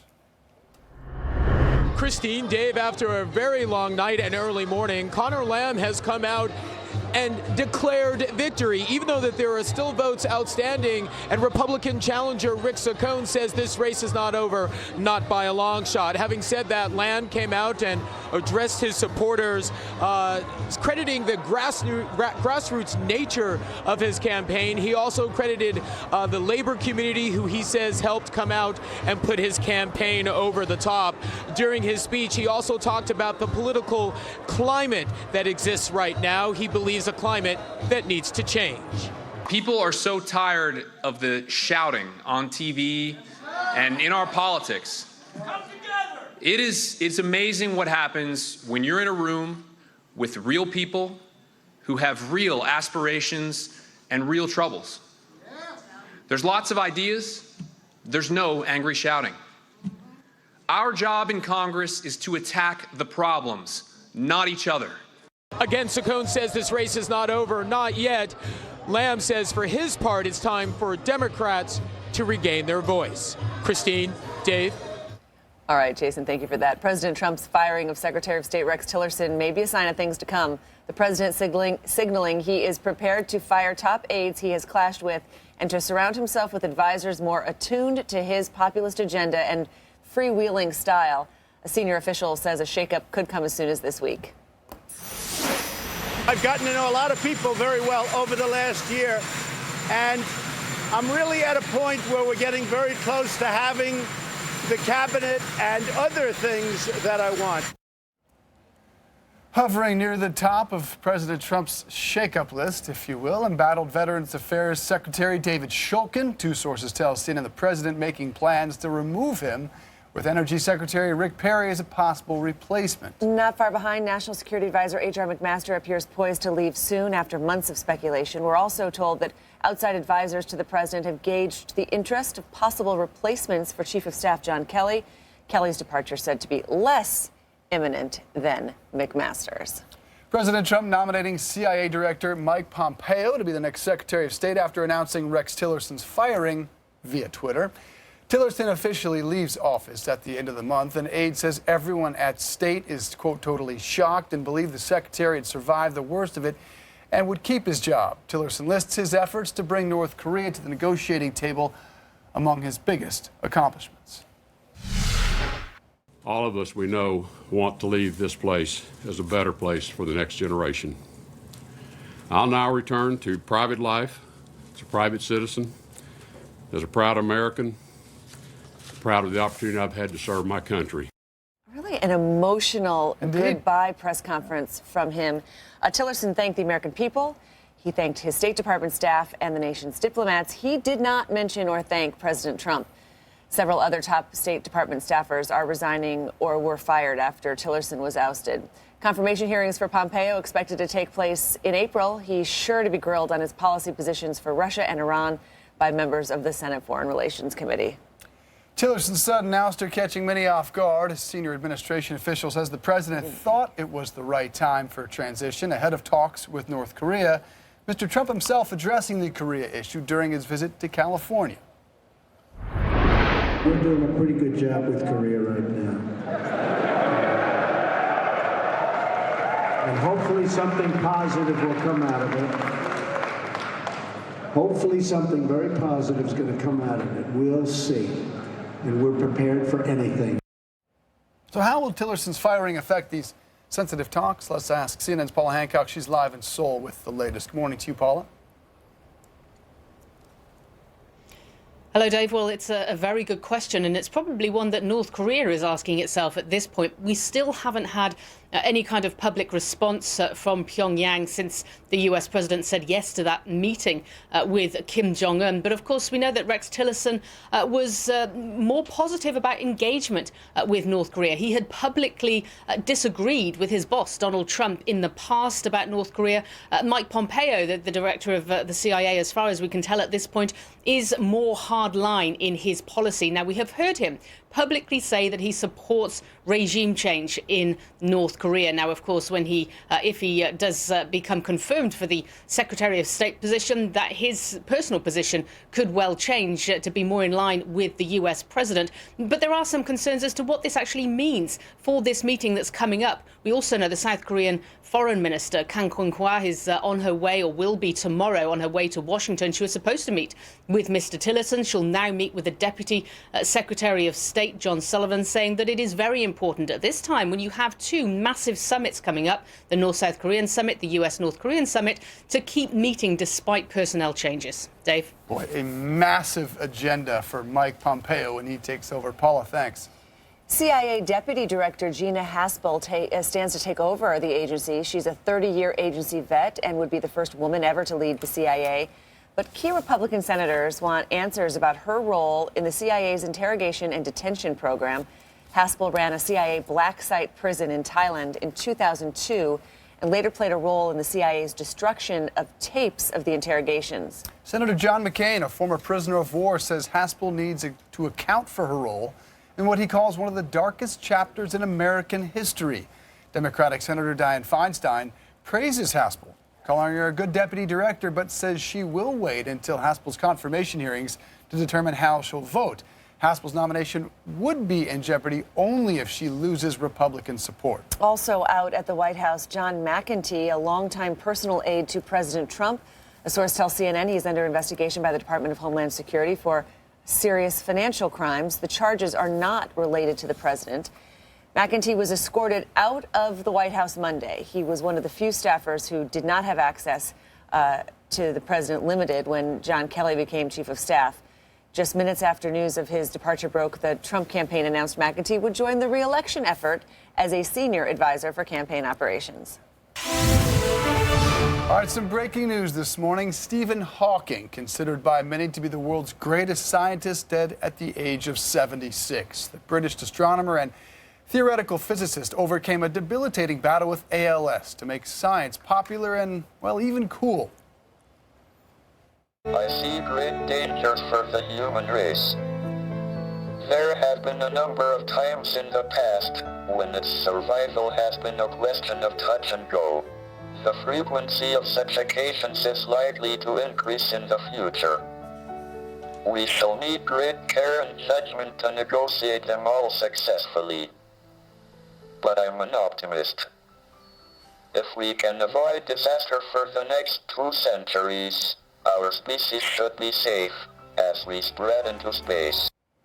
All right, let's go live to London and bring in CNN's Samuel Burke. Samuel, good to see you, my friend. How will Stephen Hawking be remembered, do you think?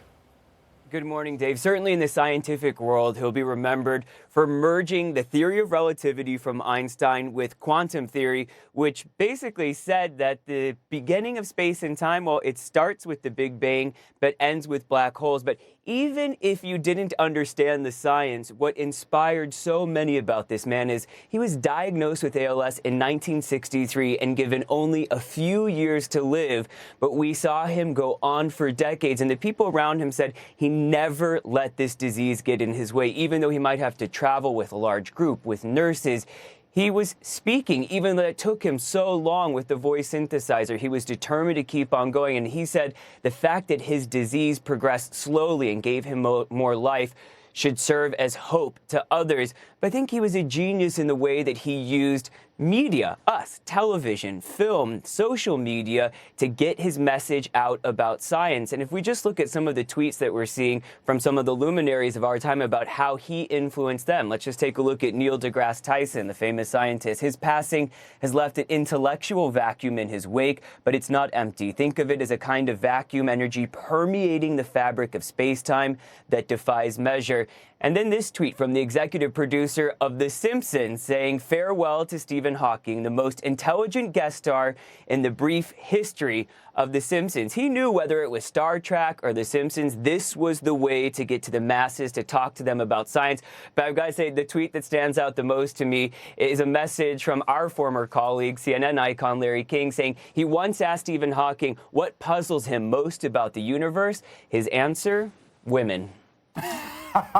Christine Romans, you ought to appreciate that. I do. Of all really his do. brilliance. I do. All right, Samuel Burke, very good stuff. You will Thanks, indeed be missed. Samuel. Thank you, my friend. Good to see you. All right, 12 minutes past the hour. Students and teachers nationwide plan to walk out of school today demanding tougher gun laws after last month's Parkland shooting. We've got more on that next.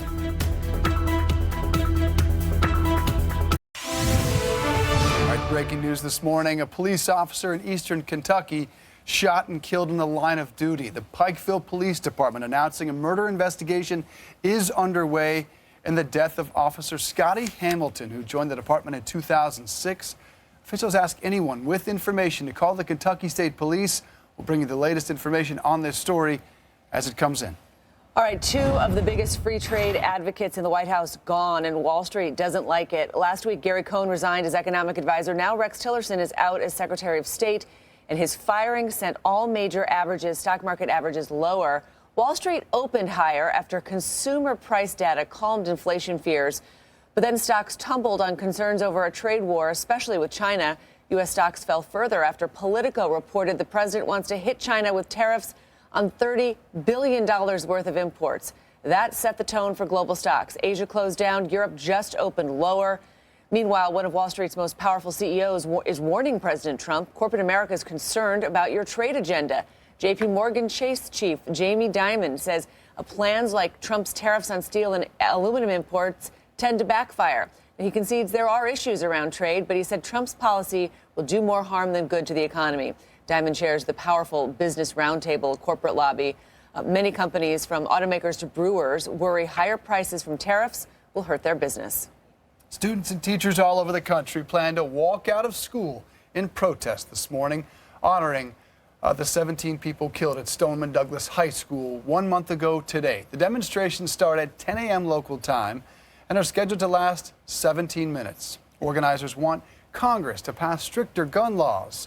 Many schools are allowing students to participate in the walkout, though some are forbidding it because of safety concerns and disruptions to classes. Prosecutors will seek the death penalty for Nicholas Cruz, the teenager who carried out the Parkland High School massacre.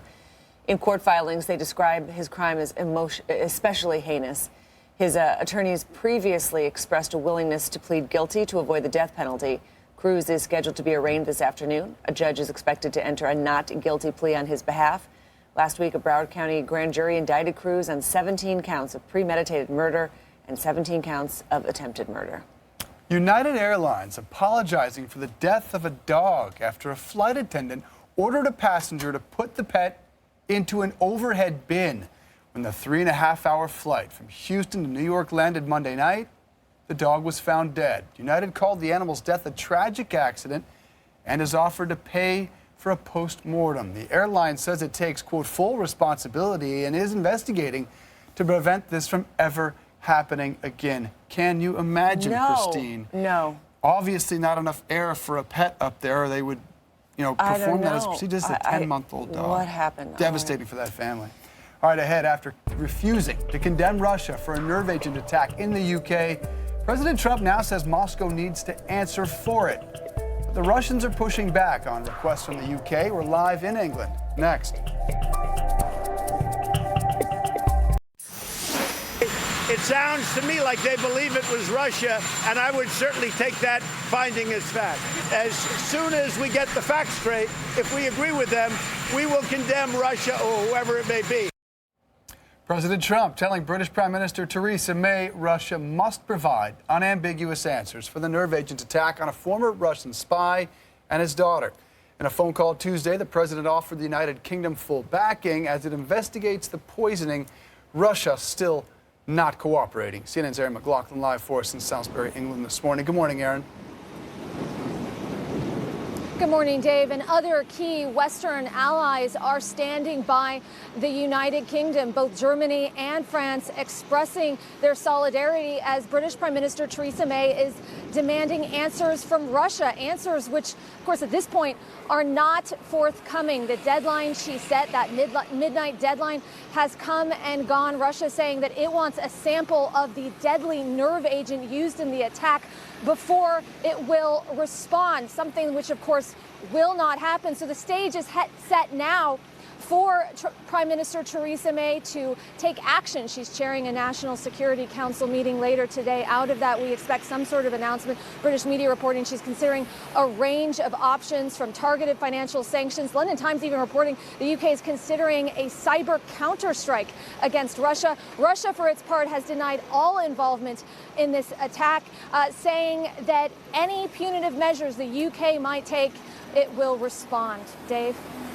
Telegraphing a cyber attack, an interesting method. Okay, Aaron McLaughlin live for us in Salisbury, England. Thank you. All right, back here, another red congressional seat on the verge of turning blue. If you get down there, do the job. Mission accepted. Democrat Conor Lamb declares victory in a Pennsylvania special election. Now, no official result. We're not calling this race yet, but the razor-thin margin is giving Republicans new reason to worry about the midterms.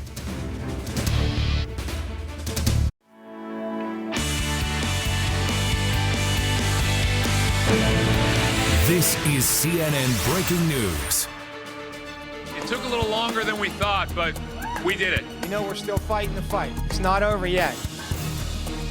No official result in Pennsylvania's special election, but the Democrat is claiming victory in a district Trump won by 20 points, suggesting Republicans have a steep hill to climb ahead of the midterms. More upheaval in the Trump administration. Rex Tillerson is out, and more names are rumored to follow as the president looks for advisors aligned with his agenda and style. And world-renowned scientist Stephen Hawking has died. He persevered against a debilitating disease and brought mysteries of the universe into the mainstream. Welcome back to Early Start, everybody. I'm Dave Briggs on a Wednesday. Yeah, it is Wednesday. Halfway through, folks. I'm Christine Romans. It is 31 minutes past the hour. Just this morning, just a few hundred votes separate the candidates in a closely watched Pennsylvania special election. The congressional race between Democrat Conor Lamb and Republican Rick Saccone viewed as a strong indicator how things are shaping up for the midterm elections. At this moment, Lamb holds a very slight lead over Saccone to represent Pennsylvania's 18th district south of Pittsburgh. Absentee and provisional ballots still being counted, but it would be a steep climb for Saccone to overtake Lamb. Today, Saccone's campaign team will meet with lawyers to assess their options. He told supporters late last night he's still in the game. You know, we're still fighting the fight. It's not over yet. We're going to fight all the way to the end. You know, I never give up. You know, my first race went into the night and we won that. And my second race was the same way. I mean, we're kind of used to this now, right? So that's it. We're not giving up. But overnight, Lamb claimed victory in a speech to supporters, even with no projected winner yet. The razor-thin margin is a bad sign for Republicans. President Trump won this district by 20 points. GOP groups pumped nearly $11 million into a marathon effort to avoid an embarrassing loss. CNN's Jason Carroll filed this report from Lamb's headquarters. Christine, Dave, after a very long night and early morning, Conor Lamb has come out and declared victory, even though that there are still votes outstanding. And Republican challenger Rick Saccone says this race is not over, not by a long shot. Having said that, Lamb came out and addressed his supporters, crediting the grassroots nature of his campaign. He also credited the labor community, who he says helped come out and put his campaign over the top. During his speech, he also talked about the political climate that exists right now. He believes a climate that needs to change. People are so tired of the shouting on TV and in our politics. It's amazing what happens when you're in a room with real people who have real aspirations and real troubles. There's lots of ideas. There's no angry shouting. Our job in Congress is to attack the problems, not each other. Again, Saccone says this race is not over, not yet. Lamb says for his part, it's time for Democrats to regain their voice. Christine, Dave. All right, Jason Carroll, thank you. President Trump's firing of Secretary of State Rex Tillerson may be a sign of things to come. The president signaling he's prepared to fire top aides he has clashed with and to surround himself with advisors more attuned to his populist agenda and freewheeling style. Senior official says a shakeup could come as soon as this week.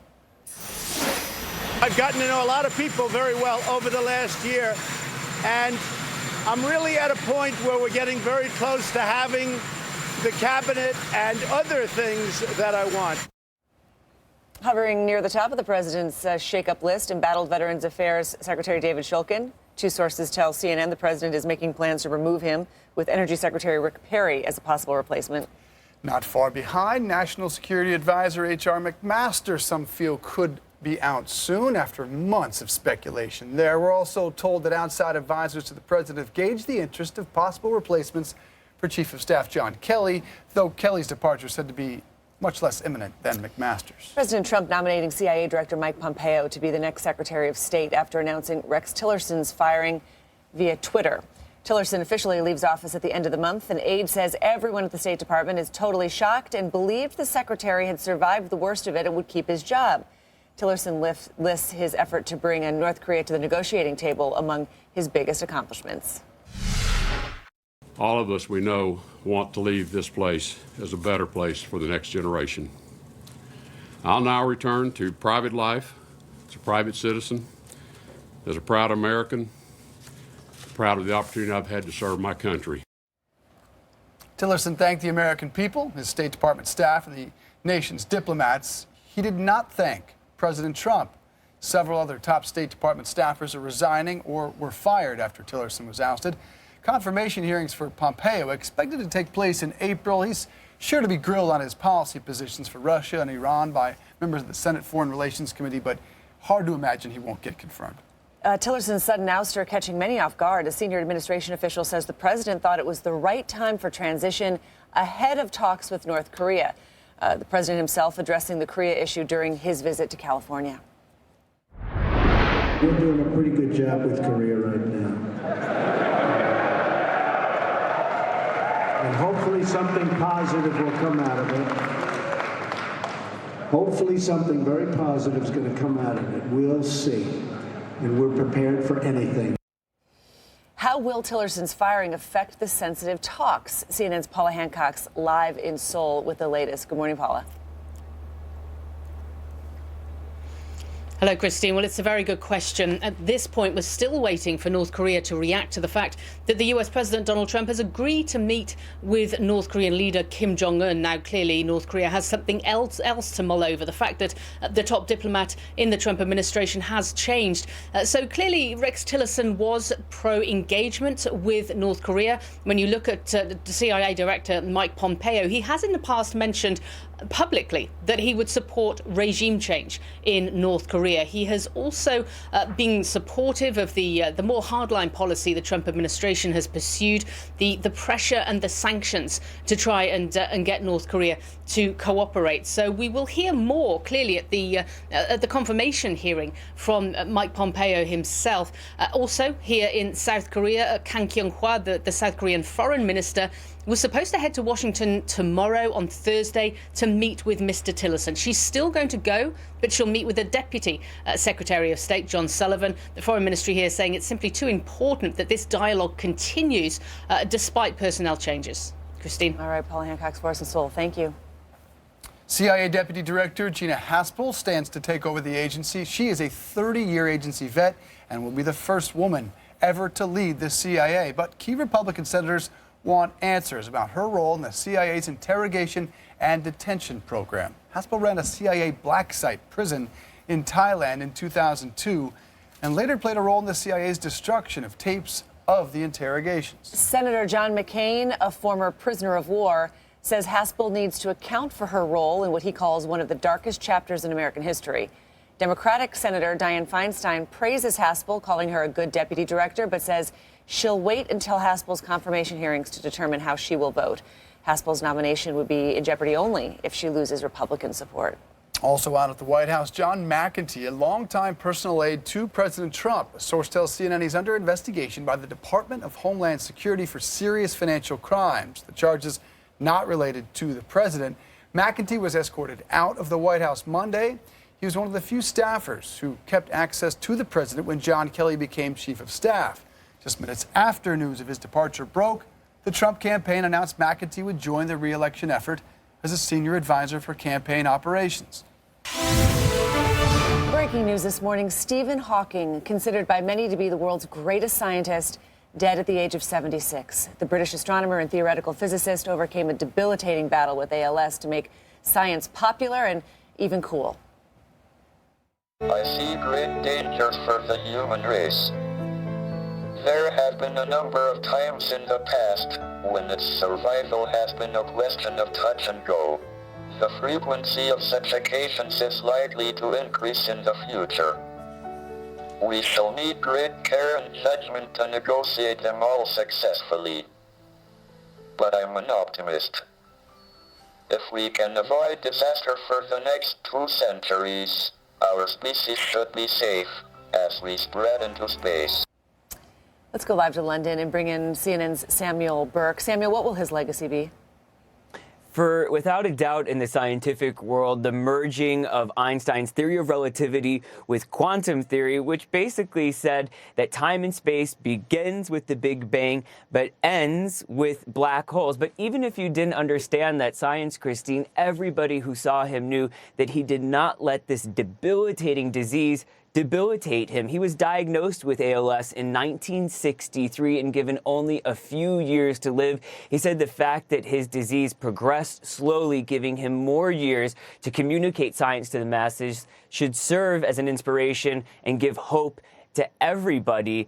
And I think the fact that he traveled so many places, he spoke, even though he didn't have a voice, he used that synthesizer, really speaks to the fact that he didn't let anything get in his way. And if we take a look at the tweets that are coming in from the scientific world, from the entertainment world, it really summarizes his life. If we start with Neil deGrasse Tyson, another public scientist, his passing has left an intellectual vacuum in his wake, but it's not empty. Think of it as a kind of vacuum energy permeating the fabric of space-time that defies measure. And then a tweet from the executive producer of The Simpsons, the executive producer saying farewell to Stephen Hawking, the most intelligent guest star in the brief history of The Simpsons. And I think that really speaks, Christine, to this public life that he led, knowing that he had to capitalize on all this media attention on him to communicate science to the masses. Though somebody asked him once, who would he rather meet, Sir Isaac Newton or Marilyn Monroe? He, of course, said Marilyn Monroe.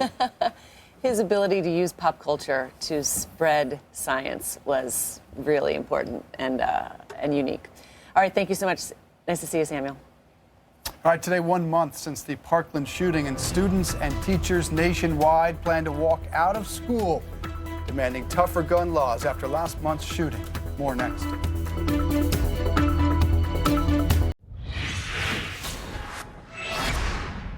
Two of the biggest free trade advocates in the White House gone, and Wall Street doesn't like it. Last week, Gary Cohn resigned as economic advisor. Now Rex Tillerson is out as Secretary of State, and his firing sent all major stock averages lower yesterday, setting the tone for global stocks. Got Asia down, both closed, Tokyo and Hong Kong closed lower. And then, look, you've got European shares opening lower here. The concern, a trade war, especially with China. U.S. stocks fell further after news broke the president wants new tariffs on Chinese imports. But another free trade advocate may join the White House. President Trump is looking very strongly, he said, at CNBC commentator Larry Kudlow to replace Gary Cohn. We don't agree on everything, but in this case, I think that's good. I want to have a divergent opinion. We agree on most. One big difference, Kudlow is a free trader, and he is against the president's tariffs. Here's what he said about Trump 2 weeks ago. He's so good on taxes. He's so good on tax cuts. He's so good on deregulation, infrastructure. I even like him on immigration. He's never been good on trade. Never been good on trade. If picked, Kudlow will be at odds with Trump's increasing protectionism on the trade and tariff front, includes tariffs on foreign aluminum and steel. That's the main reason for Gary Cohn's resignation, Dave. All right, breaking news. A police officer in eastern Kentucky shot and killed in the line of duty. The Pikeville Police Department announcing a murder investigation is underway in the death of Officer Scotty Hamilton, who joined the department in 2006. Officials ask anyone with information to call the Kentucky State Police. We're bringing the latest information on this story as we get it. Students and teachers all over the country plan to walk out of school and protest this morning in honor of the 17 people killed at Stoneman Douglas High School 1 month ago today. These demonstrations start at 10 a.m. local time. They're scheduled to last 17 minutes. Organizers want Congress to pass stricter gun laws. Many schools are allowing students to participate in the walkout. Some are forbidding it, though, because of safety concerns and disruptions to classes. This comes a day after a powerful statement in front of the U.S. Capitol. Look at that. An advocacy group laid out 7,000 pairs of shoes to symbolize the 7,000 children killed by gun violence since the Sandy Hook shooting in 2012. Just that image speaks volumes. Just since Sandy Hook in 2012. Powerful imagery. Prosecutors will seek the death penalty for Nicholas Cruz, the teenager who carried out the Parkland High School shooting. In court filings, they describe his crime as especially heinous. His attorneys previously expressed a willingness to plead guilty to avoid the death penalty. Cruz scheduled to be arraigned this afternoon. A judge expected to not enter a guilty plea on his behalf. Last week, a Broward County grand jury indicted Cruz on 17 counts of premeditated murder and 17 counts of attempted murder. Parents in Seaside, California say it's lucky no one was killed when a high school teacher accidentally fired a handgun in class on Tuesday. Police say Dennis Alexander was going over gun safety in a police and fire services class when he accidentally shot into the ceiling. Alexander is also a reserve police officer, a 17-year-old student injured by what his father believes is a bullet fragment. Guns are illegal in California schools, but there is an exception for police officers or others granted specific permission. New developments in the search for a possible serial package bomber in Austin, Texas. Investigators believe the same person made all three devices, described as pipe bombs, rigged to explode upon opening. Austin police inundated with hundreds of calls about suspicious packages. No word on a possible motive, but all three victims were black or Hispanic, and police are not ruling out a hate crime. 3 attacks this month have killed 2 people and severely injured a third. United Airlines apologizing for the death of a dog after a flight attendant ordered a passenger to put the pet into an overhead bin. When the 3.5-hour flight from Houston to New York landed Monday night, the dog was found dead. United called the animal's death a tragic accident and has offered to pay for a post-mortem. The airline says it takes full responsibility and is investigating it to prevent this from ever happening again. Wow. Just imagine that. They have to have procedures about this type of thing, one would expect. Just so sad. All right, Dick's Sporting Goods expects to lose customers over its new gun policy, but it is still forging ahead. More on CNN Money next.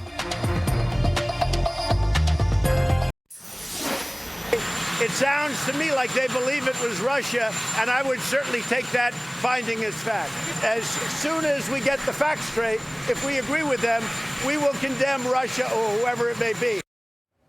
President Trump telling British Prime Minister Theresa May Russia must provide unambiguous answers for the nerve agent attack on a former Russian spy and his daughter. In a phone call Tuesday, the president offered the United Kingdom full backing as it investigates the poisoning. Russia still not cooperating. CNN's Aaron McLaughlin live for us in Salisbury, England with more. Aaron, good morning to you. What are the options the UK has?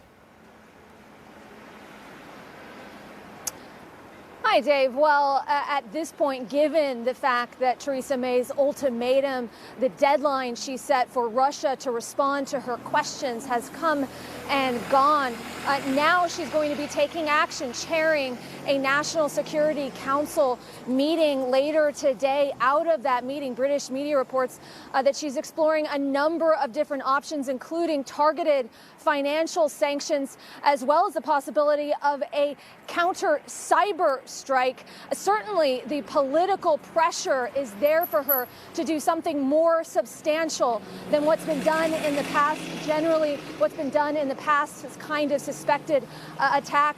British government has expelled Russian diplomats, but we can expect her to do something, as I said, a bit more substantial than that. Russia, for its part, of course, is denying any involvement in the attack, saying that any punitive measures the United Kingdom takes will be met with a response. Dave? All right, should be an interesting 24 hours. Aaron McLaughlin live for us in England. Thank you. All right, let's get a check on CNN Money this morning. 2 of the biggest free trade advocates in the White House gone. Wall Street doesn't like it. Last week, Gary Cohn resigned as economic advisor. Now Rex Tillerson is out as Secretary of State, and his firing sent all major stock averages lower. Wall Street opened higher after consumer price data calmed inflation fears, but then tumbled on concerns over a trade war. U.S. stocks fell further after Politico reported the president wants new tariffs on billions of dollars of Chinese imports, setting the tone for global stocks. Asia closed lower. Markets could rebound, though. Europe and U.S. futures just turned higher, so watch this space. Dick's Sporting Goods expects to lose customers over its new gun policy, but it's still forging ahead. After the Parkland shooting, Dick's stopped selling assault-style rifles and raised the age of sale. That decision received support from some customers, but CEO Edward Stack warned on an earnings call it could also hurt foot traffic and sales, adding it's just too early to measure the impact. Dick's shares fell 2% following that call. Google is banning all ads for cryptocurrencies. Cryptocurrency, of course, is digital money with no backing by the government or the central bank. But the meteoric rise of Bitcoin has inspired scammers to promote fake cryptocurrency schemes, like using online ads to mine cryptocurrency. Google removed more than 130 million such ads last year. Google's new policy follows Facebook. It also blocked all cryptocurrency ads in January. And I think it was John Oliver this week who said, cryptocurrencies is like everything you don't know about technology merged with everything you don't know about money. A terrible combination for most investors. John Oliver often moves the needle in stories we didn't understand prior. Early start continues right now with the latest from the Pennsylvania special election. Not looking good for Republicans.